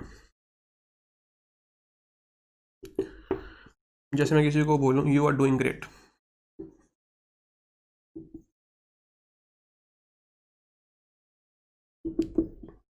कीप इट अप, ठीक है। उस चीज को मेंटेन करके रखो, ठीक है। ये तो अक्सर हम बोलते हैं, तो ये इसका एग्जैक्ट मीनिंग ये होता है। नेक्स्ट आते हैं कीप एट। कीप एट का मतलब भी टू कंटिन्यू होता है। तो आप बोलोगे सर इसका मतलब भी कंटिन्यू है, इसका मतलब भी कंटिन्यू है, तभी तो मैं आपको वो समझाने लग रहा हूँ, ठीक है। ये इंपॉर्टेंट है, ये फ्रेजल वर्ब जो है इंपॉर्टेंट होते हैं, क्योंकि अब लैंग्वेज में एक मीनिंग जो है उसके लिए 4 वर्ड्स भी सेम हो सकते हैं, ठीक है। एक मीनिंग को कन्वे करने के लिए 4 वर्ड्स भी हो सकते हैं, 400 भी हो सकते हैं, और एक वर्ड जो है वो भी 2 मीनिंग कन्वे कर सकता है। तो ये आपस में चलता रहता है, ठीक है। लेकिन इन दोनों में थोड़ा सा फर्क है। वो क्या फर्क है आपको समझाना चाहता हूँ। इसका मतलब ये है कि to continue and not to quit. तो जब भी हम कभी भी 2 सिनोनिम्स पढ़ते हैं ना, तो उनमें कोई ना कोई छोटा सा डिफरेंस होता ही होता है, चाहे वो कंटेक्स्ट का डिफरेंस होता ही होता है। अब यहां तक अगर आप इतना पढ़ लोगे तो टू कंटिन्यू, फिर तो यार मतलब बहुत गलती हो जाएगी हमसे, ठीक है। फिर तो इसका मतलब ये है कि अगर हमें नहीं पता होगा तो ही सही है, क्योंकि दोनों के मीनिंग में बहुत डिफरेंस है। वो नेगेटिव टोन में यूज हो रहा है और यहाँ पे पॉजिटिव टोन में यूज हो रहा है। किसी को बोलना है कि अब तुम हिम्मत मत हारना, ठीक है, अब लगे रहो, अब हो जाएगा तुम्हारा, ठीक है। इफ यू, जैसे मैं सेंटेंस लिखूं, अब मीनिंग इरेज नहीं करते, चलो। Language learning is a difficult process, but if you keep at it you will surely get success। तो आप देख रहे हो कितना डिफरेंस और इसमें, ठीक है। तो ये नेगेटिव टोन में था, ये आप ये कह सकते हो कि रेपिटेशन में था, ठीक है। जब आपने रेपिटेशन दिखानी होती है फिर हम किसका यूज करते हैं, केप्ट ऑन, ठीक है। शी केप्ट ऑन शाउटिंग, ठीक है। दे केप्ट ऑन बीटिंग हर, ठीक है। तो वो नेगेटिव टोन में, मतलब जिस चीज में रेपिटेशन होती है, अगर लाइफ में कभी भी किसी चीज में रेपिटेशन होती है ना, तो अगर वो जरूरत से ज्यादा होती है तो वो नेगेटिव ही होता है, ठीक है। तो वही यहाँ पे दिखाया जा रहा है। तो ये जनरली नेगेटिव टोन में ही, ठीक है, यूज होता है। और लेकिन ये बहुत पॉजिटिव है, ठीक है। अगर आपको किसी को हल्लाशेरी देनी है, किसी को, है ना, आपने सपोर्ट करना है, तो कीप एट का यूज करोगे। अब कीप अप और कीप एट में आपने ध्यान देना है, ठीक है, कि ये कब और कैसे यूज करेंगे। जैसे मैं एक सेंटेंस लिखता हूं, आप मुझे बताना कि उसमें हम क्या लिखेंगे, ठीक है।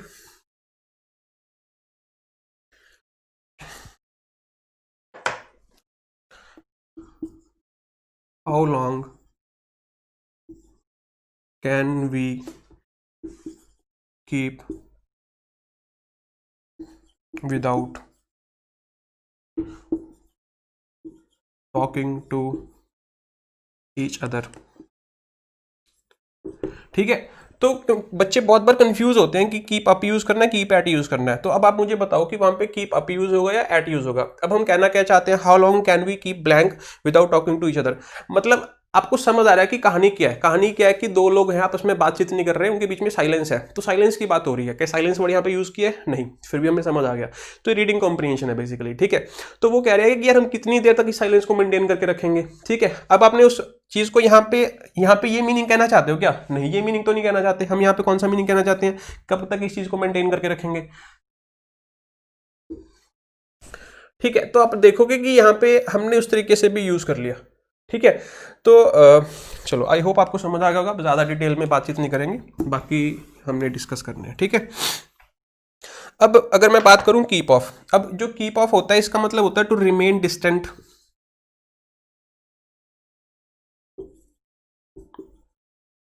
मतलब not to touch something.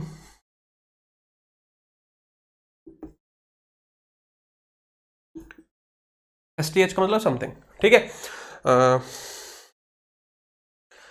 They warned us to keep off the grass।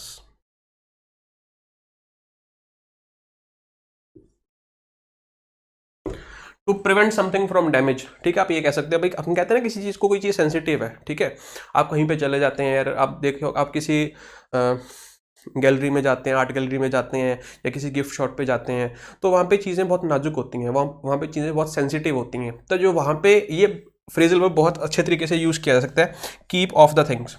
आप वहाँ पे बैनर लिख के लगा दो। ठीक है, अगर आप आपका ये काम है तो आप भी ये यूज़ कर सकते हैं, कीप ऑफ द थिंग्स। ठीक है, कीप ऑफ द थिंग्स का मतलब क्या भाई, टच वगैरह मत करना, वो टूट जाएगी। ठीक है, ये बात समझ आ गई। अब बात करते हैं कीप बैक। कीप बैक का मतलब होता है टू कंसील। ठीक है, कंसील का मतलब क्या होता है, हाइड करना, छुपाना। ठीक है, she was unable to keep her tears back. ठीक है, तो उससे अपने टीयर्स जो है वो छुपाए नहीं गए। ठीक है, कुछ भी लिख लो, तो अब ही लिख लो, शी लिख लो, द चाइल्ड लिख लो, चिल्ड्रन लिख लो, कुछ भी लिख लो। ठीक है, तो कीप बैक का मतलब होता है किसी चीज़ को छुपाना। कीप ऑफ का मतलब होता है दूर रहो उस चीज़ से। कीप एट का मतलब होता है लगे रहो, क्विट मत करो। कीप अप का मतलब क्या होता है, मेंटेन करके रखो। कीप ऑन का मतलब क्या होता है, कंटिन्यू रेपिटेशन मोड में। कीप फ्रॉम का मतलब क्या होता है, टू अवॉइड। ठीक है, आई होप आपको ये क्लास पसंद आई होगी, और अभी मैं सोच रहा हूँ यार कि और हम फ्रेजल वर्ब्स को डिस्कस किया करेंगे। ठीक है, फ्रेजल वर्ब्स एग्जाम्स में आते भी हैं और बिना कंटेक्स्ट के यार ये याद भी नहीं रहते। तो अगर आप ये याद देख रहे हो वीडियो, ठीक है, और आपने सेंटेंसेस वगैरह नहीं लिखे तो फिर टाइम वेस्ट कर रहे हो। ठीक है, मूवी थोड़ी ना है, तो सेंटेंसेस लिखने बहुत ज़रूरी है, ध्यान रखना। ठीक है, तो एक और भी होता है। ठीक है, तो और मैं अगर लिखूं कीप टू। ठीक है, अगर मैं बोलूं कीप टू का मतलब क्या होता है, कीप टू का मतलब होता है लिमिट में रहना। ठीक है, अपने तक सीमित रखना। ठीक है,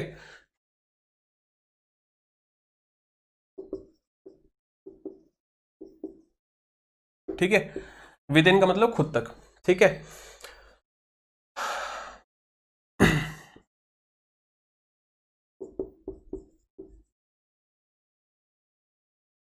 ये तो सुना होगा।